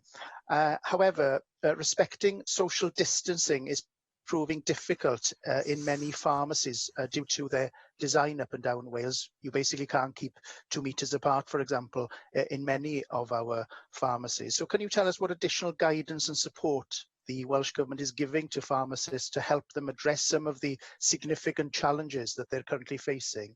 And is the government planning further guidance to pharmacists and their staff, given that they are feeling vulnerable in these circumstances? And following on from Lynn Neagle's question, I understand that there has been some relaxation in the rules around dispensing repeat prescriptions, but this may have an impact on the supply of medicines. Therefore, what action are you and the Welsh Government taking to ensure that pharmacists are indeed able to access sufficient supplies at this time? And what discussions have you had with the pharmaceutical companies about the supply of medicines and treatments? Minister. Okay, thank you for the questions. On cancer care, I did see what 10 of us had to say yesterday, and our expectation is that we're able, as far as possible, to maintain urgent care across the health service. But our challenge is, and this is why in all of the choices that our clinicians are making and are being supported to make, there really are a range of easy choices, and this is a good example of them. So on some areas where it can make the difference between whether someone survives or not, we'd expect that treatment to go ahead if at all possible. But if we know, and as we do, that more and more people will come into our hospital system, and we're talking about large numbers of people living or not living because the choices we make across a whole system, we're having to balance each of those choices. But for example, we're certainly not saying that people who have an urgent need for care, whether it's an emergency or whether it's indeed cancer care or other long-term or life-threatening conditions, we're not saying that all of that treatment has to stop. Far from it. But we are seeing a public response to the way they use the health service. You'll recall from the conversation this morning, there's been a significant reduction of people presenting to our emergency departments because people would otherwise be having a much higher attendance rate, I think 3 to 4 times what we're currently seeing. So that public response is helpful to allow our capacity to be protected. And as I mentioned in my opening statement, of all the people who are currently in intensive care beds, 69% of them are COVID or suspected COVID. That means that over 30% of those people aren't suspected of having COVID or don't have it. So we already have a number of people in intensive care. So it does show that our system is continuing to treat other people. I'll continue to listen to what our clinicians are saying about their capacity to do their job, and we may then have to make some system-wide choices. If we do, I'll be happy to be upfront with the public and members on any of those choices. On pharmacies, I recognise that in the design of some of these, it's difficult, if not just not possible, for staff to maintain a 2-metre distance. Now, the advice we've given is as far as possible to maintain social distancing, but given the critical role that pharmacies do play, we want community pharmacies to stay open to supply people and to support people in managing a range of their healthcare conditions. It's important the public behave in that way. We know that within the last few weeks, we saw some unacceptable instances of behaviour directed towards our pharmacy staff, and that appears to have calmed down now. I've also made choices about the way that pharmacies operate to allow them to make sure they're in a position to continue providing a service to the wider public. My officials and I are, of course, happy to keep on listening to community pharmacy if there are more things we need to do to enable them to do their job at this hugely important time. But I've yet to hear a further bid from either the Royal Pharmaceutical Society or indeed Community Pharmacy Wales on further steps that we need to take to allow community pharmacists to undertake their role in supporting the public. And in terms of medicine supply, that's a matter that I discussed yesterday with Cabinet Health Minister colleagues from across the UK, and we don't see at this point in time a medicine supply issue, but it's a matter of fact that the National Health Service across all 4 nations from time to time has to deal with supply issues. That's a regular challenge, and most people don't notice that it's happened. At this point in time, I'm not aware that there is a specific medicines resupply issue, but obviously that's something that we would not just discuss across the 4 nations. We have well-run decision-making methods across the 4 nations, which is, if you like, a positive result from our no-deal Brexit preparations. We had to think of ways to deal with potential medicine supply issues, and so those arrangements are still in place to ensure equity and supply across each of the 4 nations. Neil McAvoy. Minister, I'm seeing a disconnect here between the reality on the ground and what I'm hearing from you. The reality is that frontline nurses do not have protective equipment. The reality is that care companies do not have protective equipment. So this weekend I've dealt with constituents, disabled constituents, showing symptoms, unable to be looked after and just left. I interviewed Ashley Morgan. He's a young man in Cairo, and he's got a 3D printer and he's made his own masks to a very, very good specification, and he's now supplying the Heath Hospital and other areas, and there are queues of medical staff outside his property almost. So we have an army almost of people, literally some of them work in their own front rooms, own back rooms, producing good quality protective protective gear actually can make thousands per week if he gets support. So that there's a first of all, first part of this is there's a reservoir of people out there ready and willing.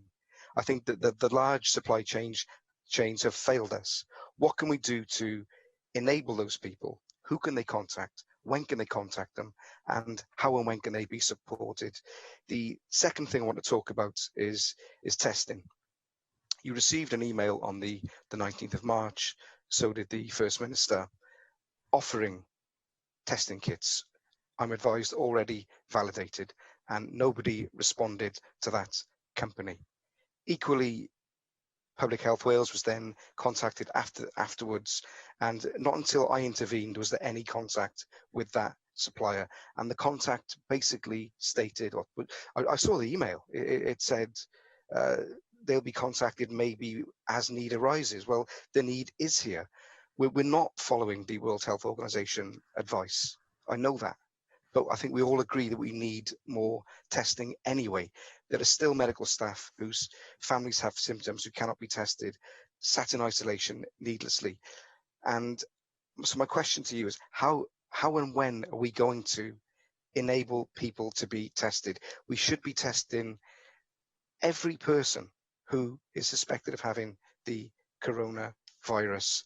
And I think it's really essential that we realize the absolute emergency on the ground, where people are simply not safe doing their everyday work because they don't have the equipment. And to go back to the carer, if a carer has the virus and is not showing any symptoms, if they're visiting vulnerable people on a daily basis, they're going to give them the virus if they're not wearing protective equipment, gloves, masks. And I just don't understand why the front line is lacking so much at the moment. So my question really is when, how, and who do these people contact? Minister.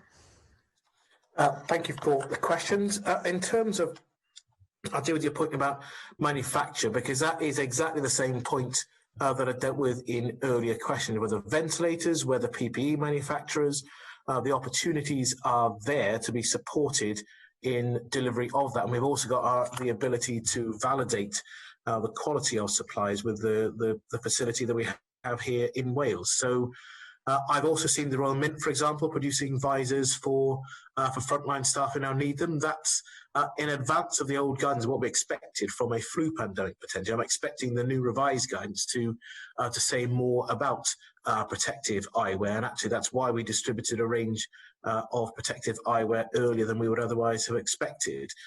I'm happy for whoever thinks that they have the ability to help produce something to the right specification to contact the government. They can contact either my ministerial address and we'll make sure it gets to the right place to be reviewed, as I've explained earlier on the ventilator manufacturer point as well. And after the testing kit offers, actually they are all being reviewed by Public Health Wales. Now, we've had a significant response of people coming in and making offers.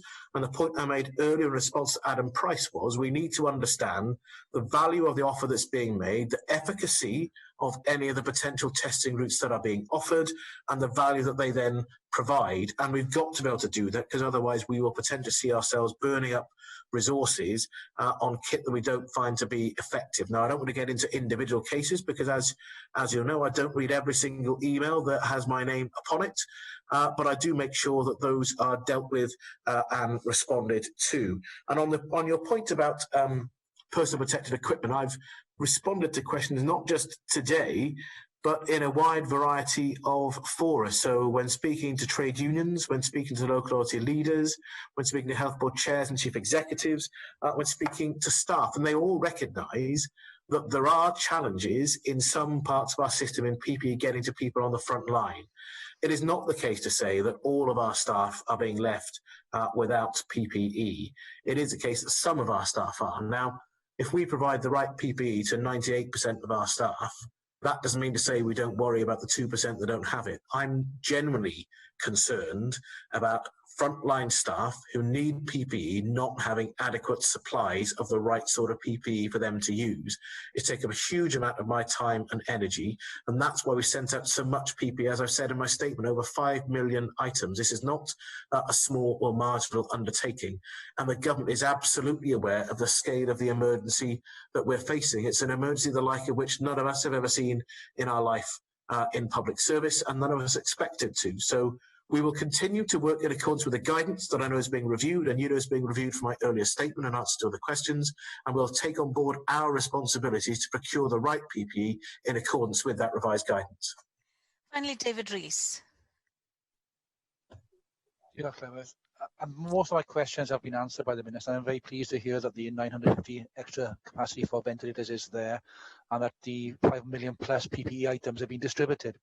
But I have to agree that there are still deep concerns over the number of PPEs available, particularly for frontline in hospitals and also for those social care workers. And I have many constituents who have expressed deep worries over carers coming into their homes when they themselves are vulnerable or their partners are vulnerable and maybe bringing the disease into their homes. So I think there's an area we still have to get to grips with. Now, I know you talked about the new guidance. I remember you on the weekend saying that you expected that to be on Monday. Yesterday in your press conference, you hoped that it would be available yesterday. Today you said you're rapidly evolving.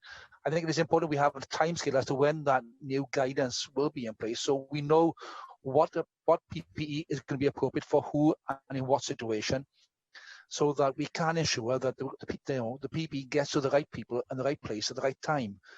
Because there's a huge concern both in the professions themselves and in the constituents who are receiving the care regarding the availability of PPE.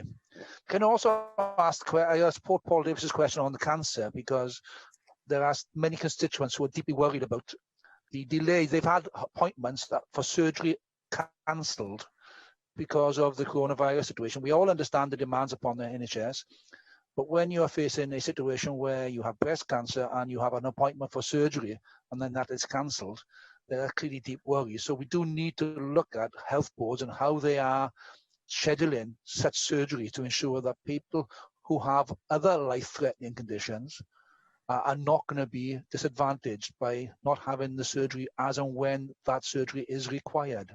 So can you look at that aspect and ensure health boards are delivering those type of details to us, government and to ourselves, to know that? On the field hospitals, it came out today that NHS Nightingale may require 16,000 staff to deliver that. Now, if you have 7,000 extra beds, do you have the capacity to actually staff that type of extra number of beds? Because we already understand that there may be some reduction in capacity because staff themselves may get the virus. Where are we with making sure that if we create these field hospitals, there will be sufficient staff and resources to deliver the care in those field hospitals? And finally, you might be aware of a letter that was sent out by a GP practice, not in my constituency, but actually I have constituents who received that letter, asking them, do they wish to be considered as do not resuscitate if they got the virus? I will write to all health boards or contact all health boards urgently to ensure that no such letter goes out again from another GP practice, because every patient's life is worth a huge amount. It is not something they should be asking, do you want to do not resuscitate note put on your notes? So that, now can you imagine a patient getting that letter saying, if you get the virus, you stay at home and we want to resuscitate. We look after you, but we want to put you down as needing resuscitation. We won't take you into hospital as an urgent patient. It is not acceptable. I'm sure you agree with that. And will you ensure that all health boards tell their GP practices that that is not the way to go forward? Diolch. Minister. Thank you. I now expect the PPE guidance to be provided tomorrow. I'm providing all of these timeframes in good faith, but they're timeframes that I'm not in control of, because the guidance is being provided by a range of different expert advisors. CMOs are working together, and we're looking at what the scientific evidence is. I can honestly tell you the sooner the better, though, because I know that I'll continue to face questions even after the guidance is produced. But once there's some more certainty and clarity about who needs PPE and who doesn't, that will help to improve the situation. And then we'll be able to make sure that we procure that that PPE in accordance with the guidance. So I recognise the concern and frustration that you and other members who are here, and no doubt who will be watching the later recording of this, will be stating, because that's a concern of frontline staff as well. On cancer and other life-threatening conditions, now, as I indicated to Paul Davis, we'll of course be looking at how the health service continues to provide care for those people. But you can't avoid the honest truth that the National Health Service can't pretend that it can carry on as normal in every other sphere of life, with the significant challenge that COVID-19 provides, the way that I've already closed down significant parts of NHS activity to allow people to prepare for it, and that will have some consequences for the way in which we provide other forms of treatment. The important point is that I think that people have conversations with their treating clinicians about what's happening, and if surgery is postponed or moved on, that they have a way in which to understand why that's happened and what that means. Because a number of our patients, for example, don't want to have treatment if there's the possibility of them going into a clinical area where there may end up people with COVID-19. So some people are looking to defer their treatment in any event. And I know that there are calls that are taking place between treating clinicians, their teams, and the people that they are looking after. And that point about not carrying on as normal goes into your point about the 7,000 extra beds and the ability to staff them. That's why we're looking for people to return to service. It's why we're looking to recruit people into the service.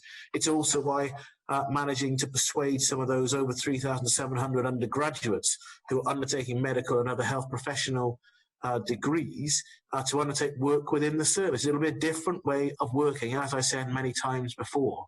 The way that we currently work, or the way that we would have worked, say, on the 1st of March, will be very different to the way that we'll be working within the health service and providing care for a period of time ahead.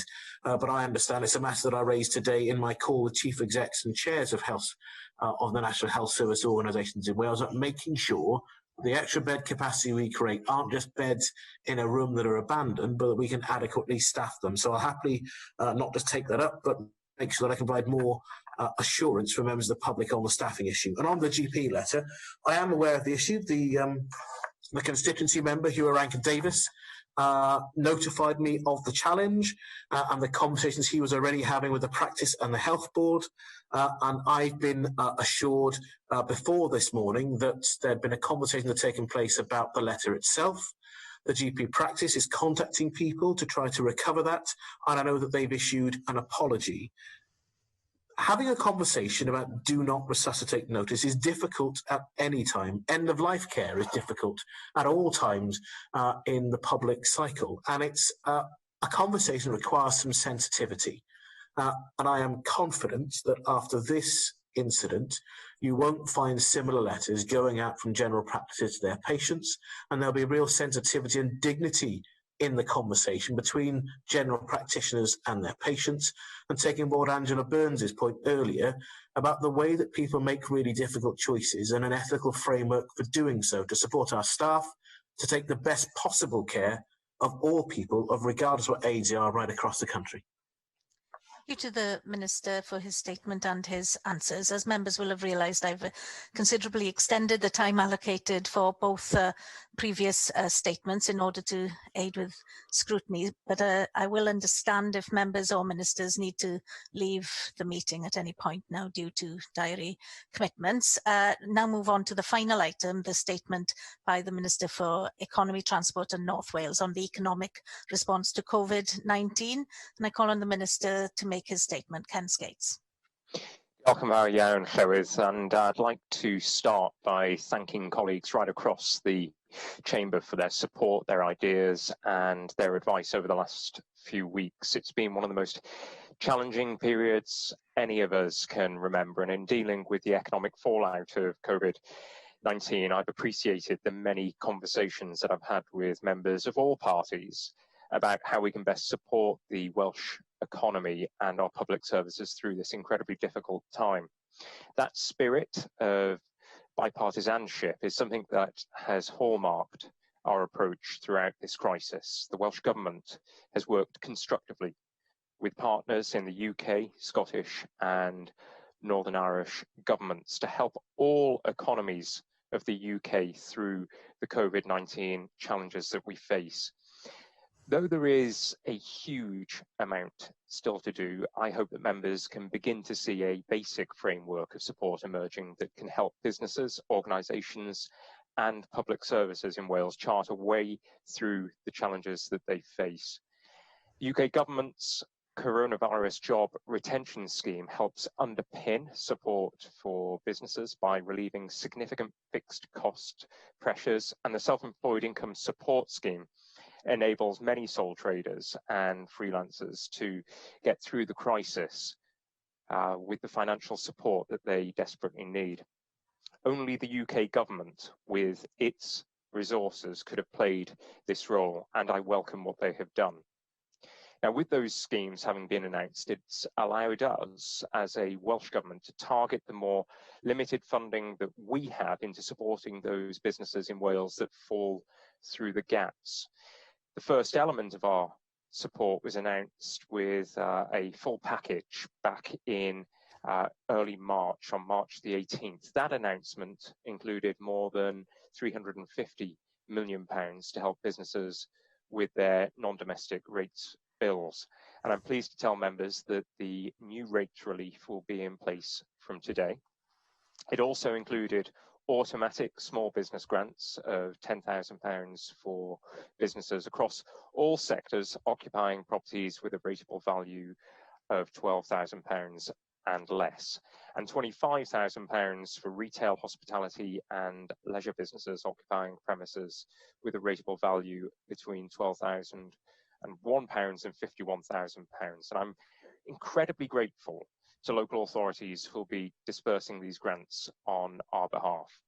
We're hoping that businesses will start receiving these grants this week. On Monday, we subsequently announced our new £500 million economic resilience fund, which aims to plug the gaps in the support schemes announced by the UK government.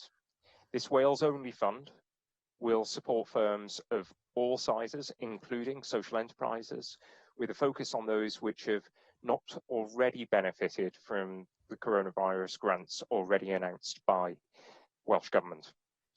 Now, the fund is made up of two main elements. Firstly, a new £100 million Development Bank of Wales business loan scheme. And then secondly, a £400 million emergency grant pot. In total, we've committed more than £1.7 billion into mitigating the impact of COVID-19 on our economy. Now, the Development Bank of Wales has already received over 500 applications for loans.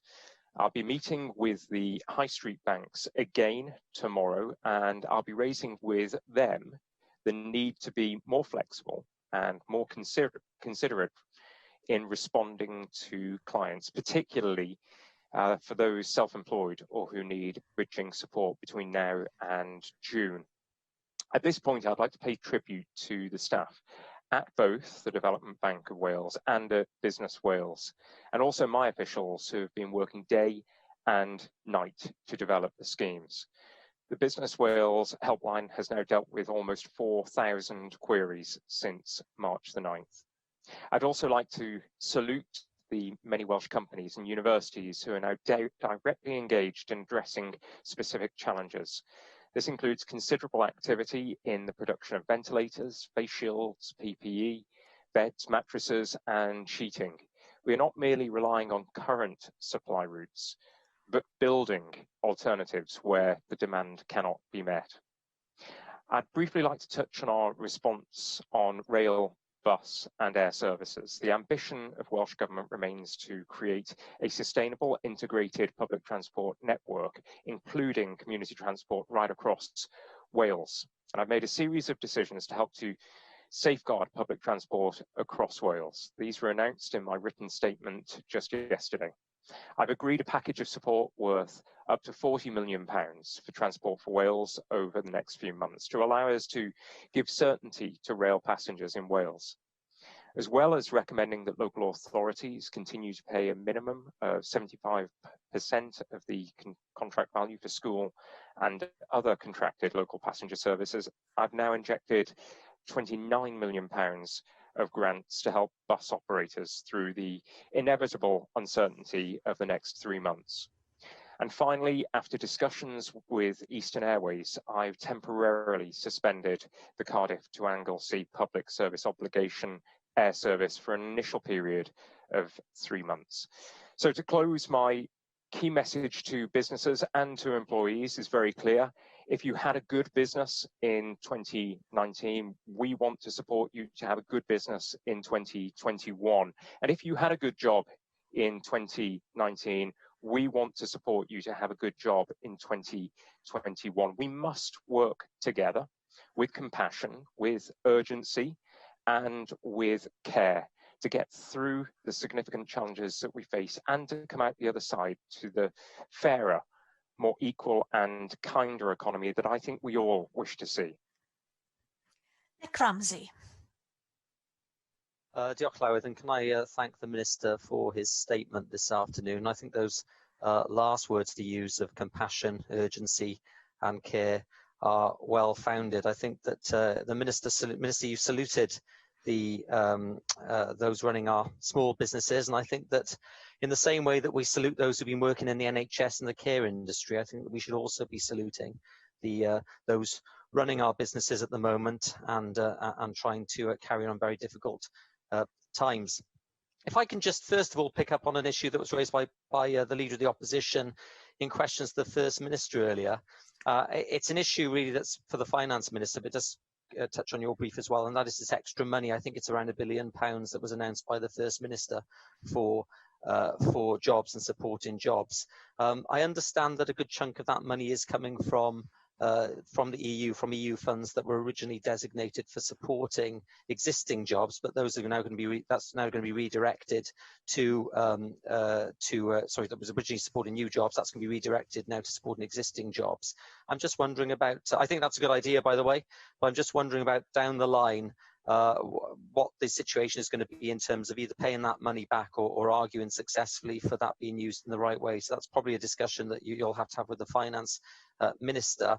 It does seem to me that at this point in time it is very wise to be redirecting funds as much as possible to support employment in so that when we come out of this there are jobs there and small SMEs capable of carrying out the job of rebuilding the economy.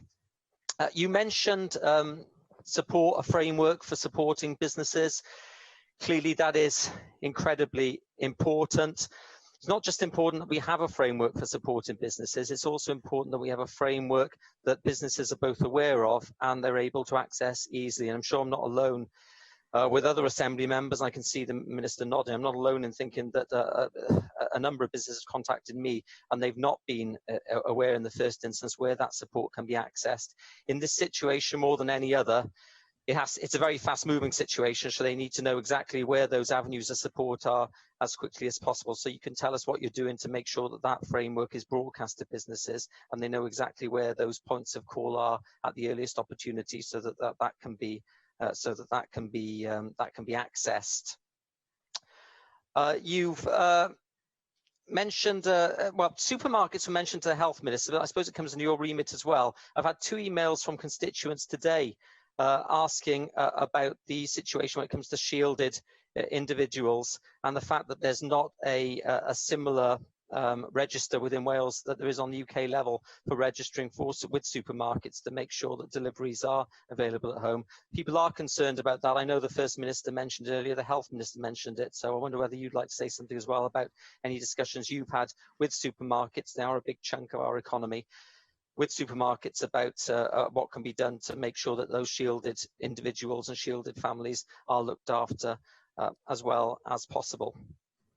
I can just turn to the secondary part of your statement, the second part, which was relating to transport. I've got some questions for you on the bus industry. You've asked local authorities to continue to pay a minimum of 75% of the contract value for school and other contracted local passenger services. Can you confirm that there's no legal obligation on local authorities to do so? And are you aware of any that aren't intending to follow your advice and guidance? I think what we need to avoid is ending up with a postcode lottery across Wales. And it is my understanding that at least some local authorities aren't playing ball in this regard and are saying that when times are difficult, if it's not a statutory obligation to provide that support in the first instance, then do they need to? You're asking the bus industry reasonably to report weekly, showing how every bus has met its obligations with regard to limits on passengers and social distancing and the like. Completely understand that and think that that's a good idea. However, again, I understand that some local authorities are asking for personal details up front before funding is released. I don't think that's in the spirit of the written statement that you issued yesterday. So I wondered if you could give some clarification on exactly how you are intending that reporting process to happen. Finally, with buses, it looks as though the DfT in England are going to provide extra support for the bus industry there, at least that's my understanding.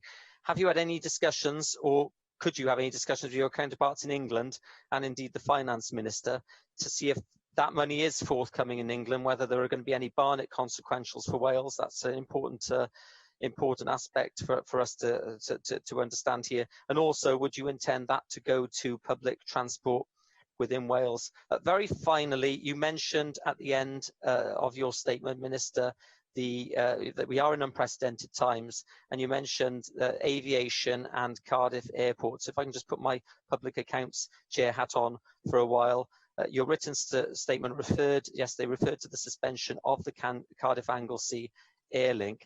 What's your assessment of the impact on travellers and Cardiff Airport given the suspension of the public service obligation for 3 months? I'm thinking particularly of travellers that we talk about needing to travel north-south for essential businesses.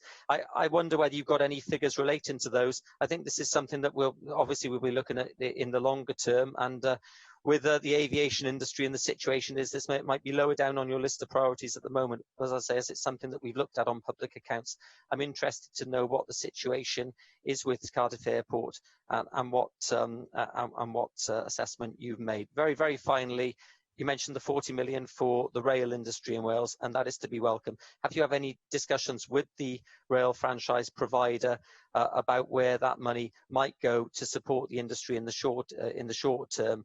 And social distancing clearly isn't compatible with public transport. So I think we all understand that there are difficulties at the moment with public transport. But I'm sure that we all agree with you that when we come out of this crisis, we want to make sure that our public transport sector and indeed our wider economy is on the best possible footing to deal with the challenges and to come out of this so that the economy is in a much more solid footing than it does look as though it is today because of all the understandable pressures upon it. Minister.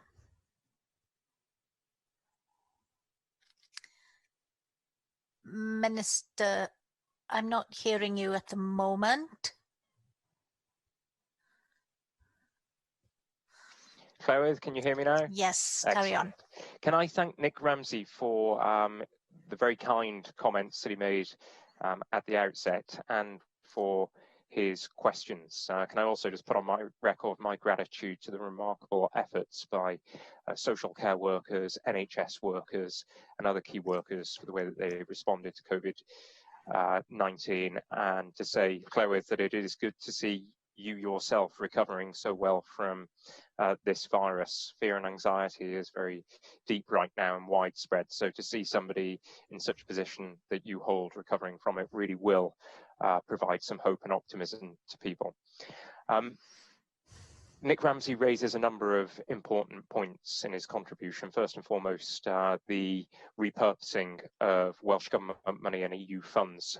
He's right, this is a matter for the Finance Minister, but the challenge of COVID-19 is a problem that WEFO recognises greater than anything that we've encountered in recent decades, probably since World War II.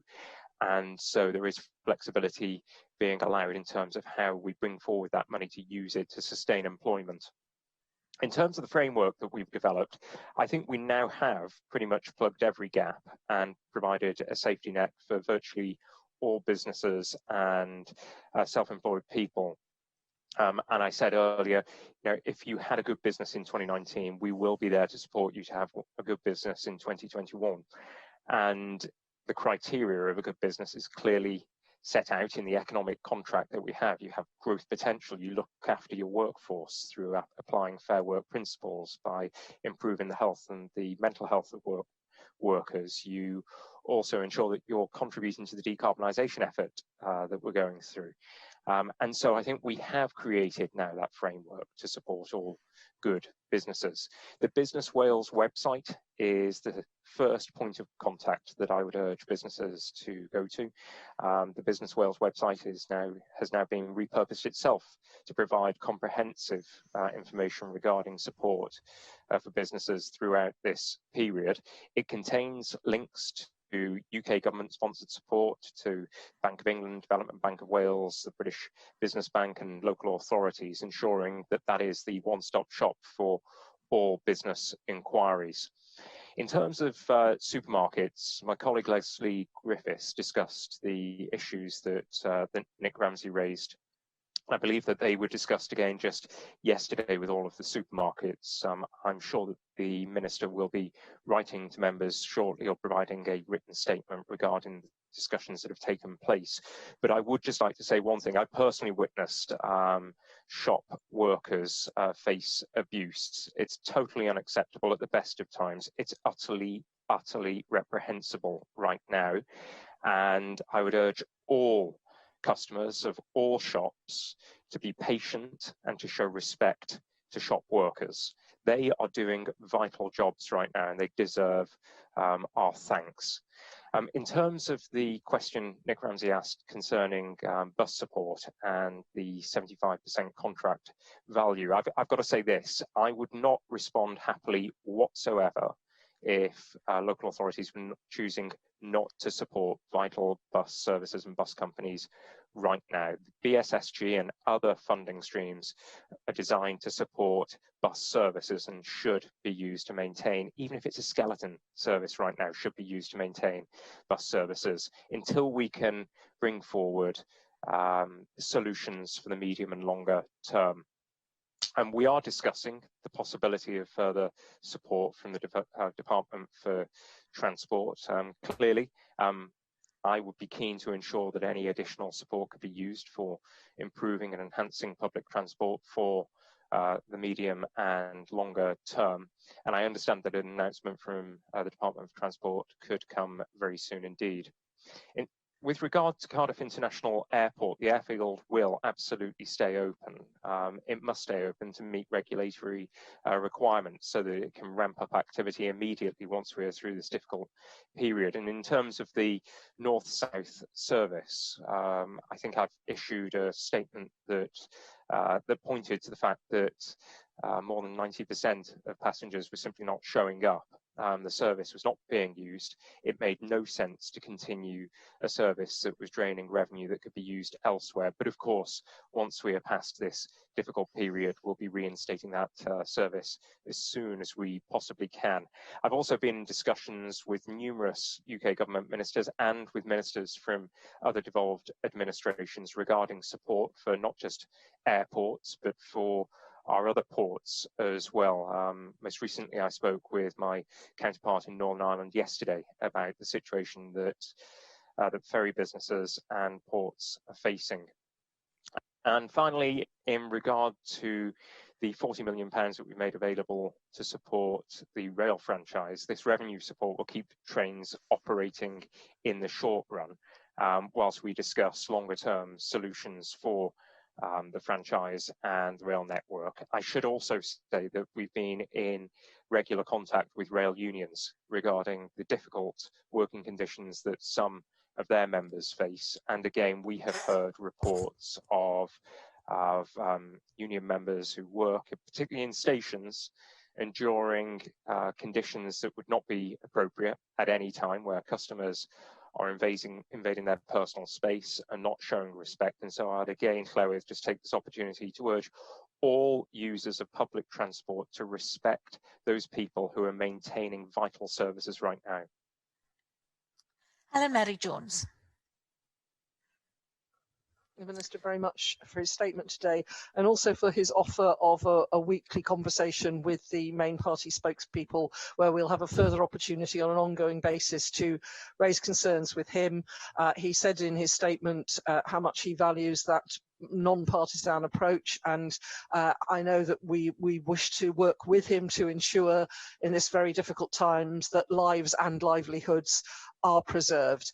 I have a number of specific questions, and to begin with, further to the Minister's response to Nick Ramsey with regard to information about business support, I'm sure that the Minister will acknowledge that it is quite a complex picture still for businesses to understand what might be the appropriate support for them.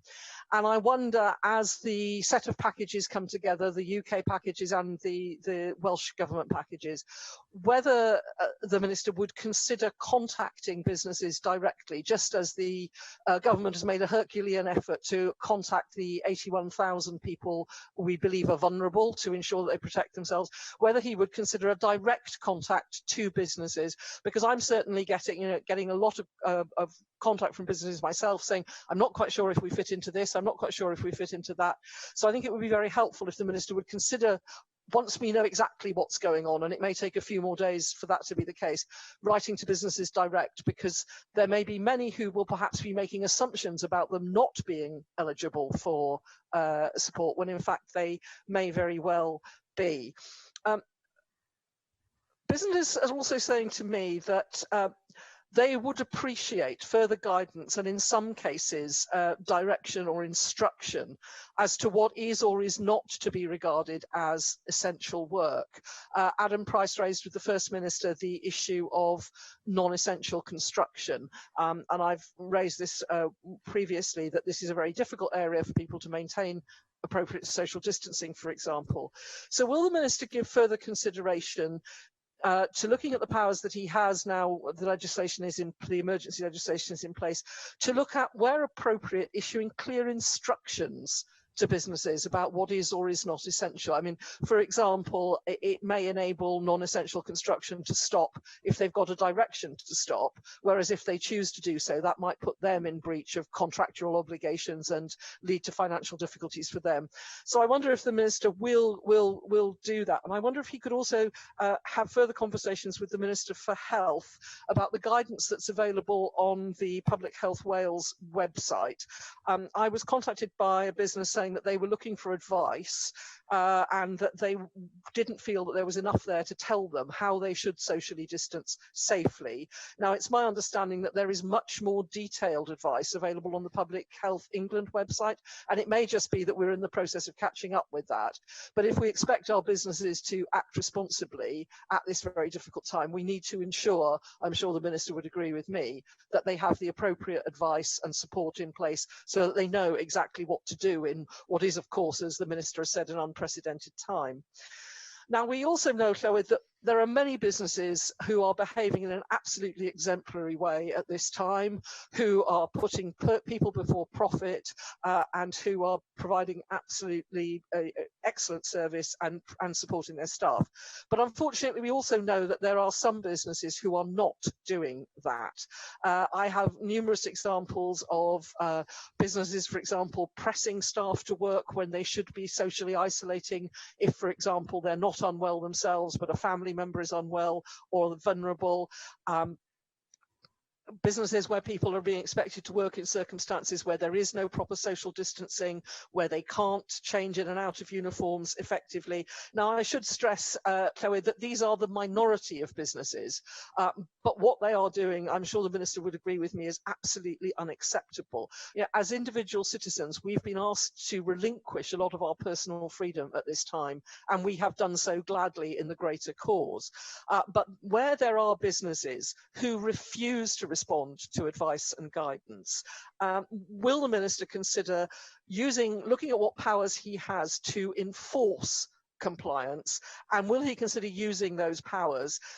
If he comes to the conclusion that he doesn't have those powers himself, will he have further discussions with the UK government to make sure that there are sanctions for businesses who refuse to comply? I'm sure the Minister will agree with me that we as a political community in Wales, and more importantly the public in Wales, are watching the performance of business and industry at the moment, and we will remember those exemplary companies who have behaved very well, and we will also remember those who have not done so.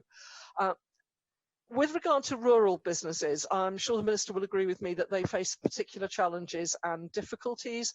There are issues about what is and isn't essential travel, for example. Now, I'm aware that his colleague Leslie Griffiths has issued a statement of some kind. I don't know if it's a press statement or a statement to the Assembly, a written statement to the Assembly about support for the farming industry. But I wonder if the Minister would give consideration with his colleague to potentially bringing forward at the right time a statement to this virtual Senedd so that we can scrutinise the support that the government is making available both to rural businesses more broadly, but specifically to farming businesses. I know the Minister will agree with me that the business is the backbone of our smaller communities and we need to make sure they're protected. And finally, the Minister in his statement refers to the emergency grants that may be coming forward. And this is a matter that David Rees raised in his questions to the First Minister. We know that some of the support packages are not catching all of those who are affected. I think David Rees mentioned, and I would reiterate, those self-employed people, for example, who haven't been self-employed for more than a year, so don't have the paperwork that's required for the UK government scheme. Will the Minister consider what further support can be given to those citizens, and will he consider in the short term introducing an emergency basic income scheme for people in Wales who are falling between these cracks in that spirit of non-partisanship? We have in Plaid Cymru done some research as to how such a scheme might operate in the short term, and I'd be very happy to share that preliminary work with the Minister and his officials, because I'm sure he would agree with me that in this very difficult time we want to ensure that no citizen is left behind. Minister.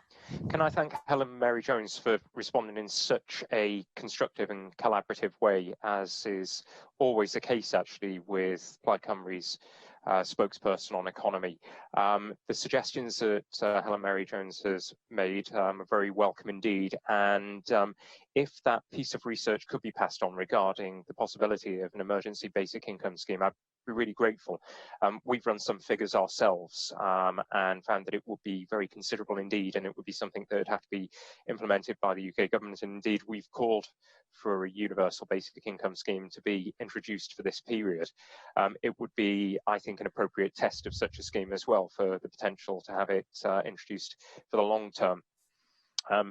Indeed, those individuals who have only been self-employed for a short time, there is considerable concern, and all of the great minds in Treasury, Welsh Government, we have all considered how we might be able to support individuals who are caught in this particular bracket.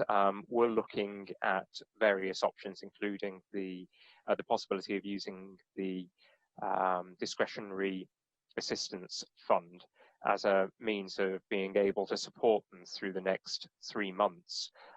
We recognise that further work does need to take place, and we are engaged with UK Treasury and indeed with the other devolved administrations in trying to find a consistent approach for a key group of individuals within the labour force. Helen Mary Jones made a number of important points about the provision of information and the accessibility of important information. We have already begun direct business communications with tens of thousands of businesses that are captured on the Business Wales database, and I'd encourage all businesses to register on that database. Larger companies, so-called anchor companies, are being contacted very regularly indeed by the business development managers within Welsh Government, and our regional response teams are also in contact with them very regularly indeed as well. I'd also urge any businesses that have any ideas. We talked earlier, Vaughan Gething in particular talked with members earlier about the national effort to produce ventilators and other important equipment. There is a dedicated email address now for businesses to share ideas with us on how we can recover, how we can step up for the national effort. That is business.covid-19@gov.wales. And in terms of clarification of what essential work actually means in practice, this was discussed just today in our quadrilateral meeting with BEIS and other economy ministers across the UK. We were all at pains to say that we need as consistent an approach as possible, given that the vast amount of information that flows to businesses in Wales actually comes from the UK media, and therefore if we can have a consistent approach across the UK, it would be very helpful indeed. And both myself and Minister Hepburn from Scotland also pressed the point for this to be done at pace with urgency. I certainly take the point that Helen Mary Jones made about the advice that is contained on our digital platforms.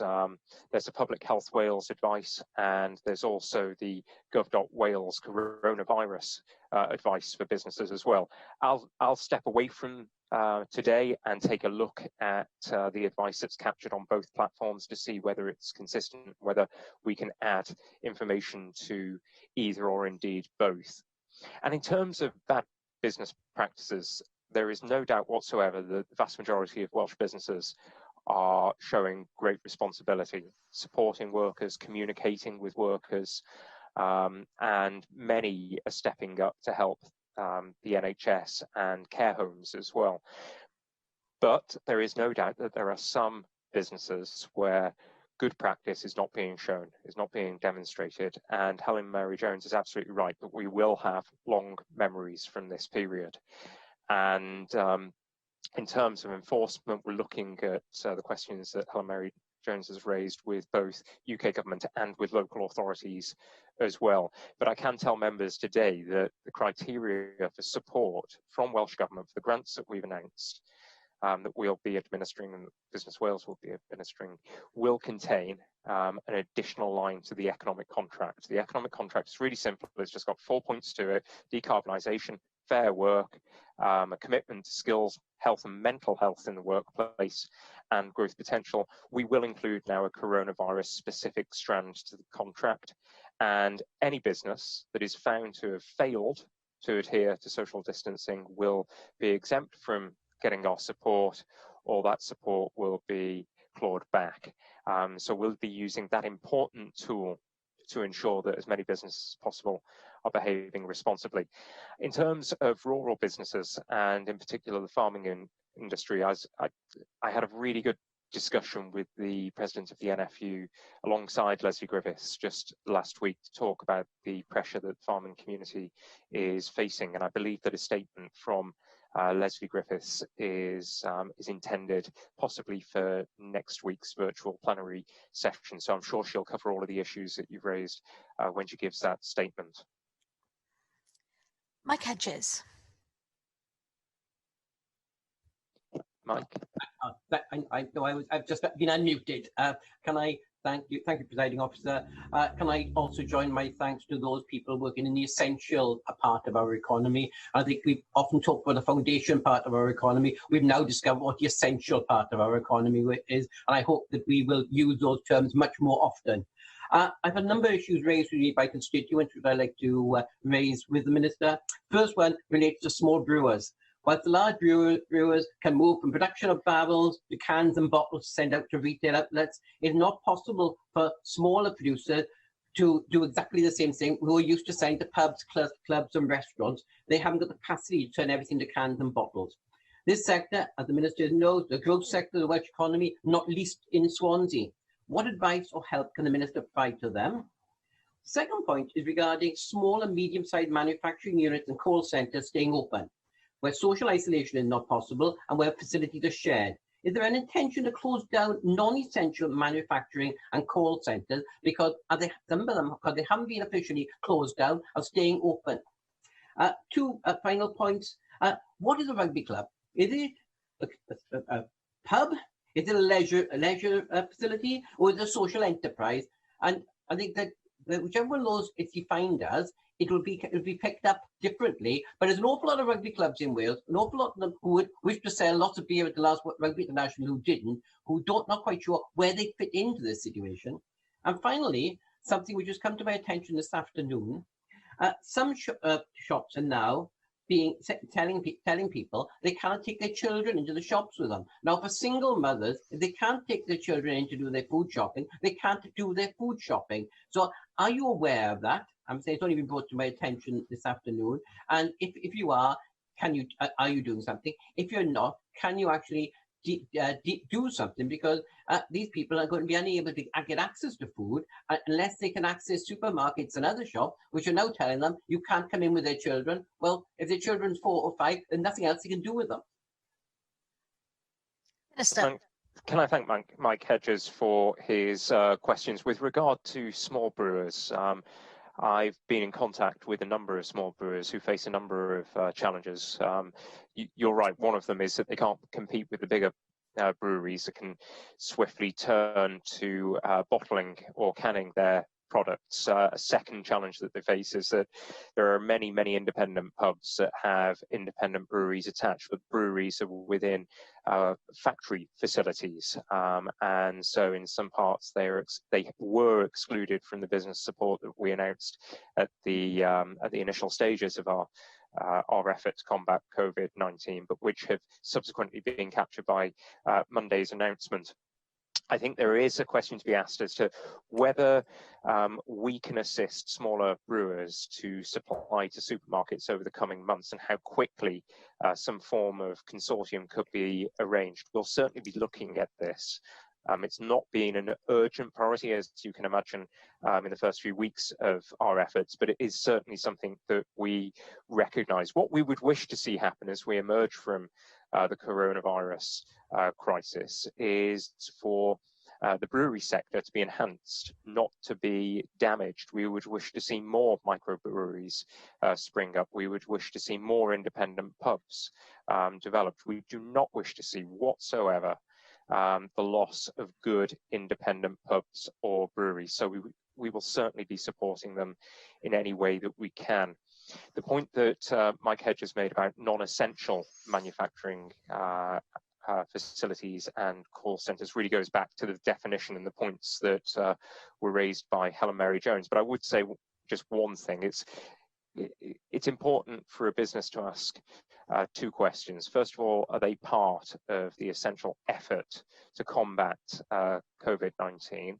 If they are not, can they undertake work in a way in which allows for social distancing to be practiced at all times? If the answer is then yes, then work may continue. But if the answer is no, then clearly their workers should not be put at risk. And if that means hibernating for the coronavirus period, then so be it. We have put in place the support mechanisms, and UK government likewise, to enable hibernation to happen where there is no other option.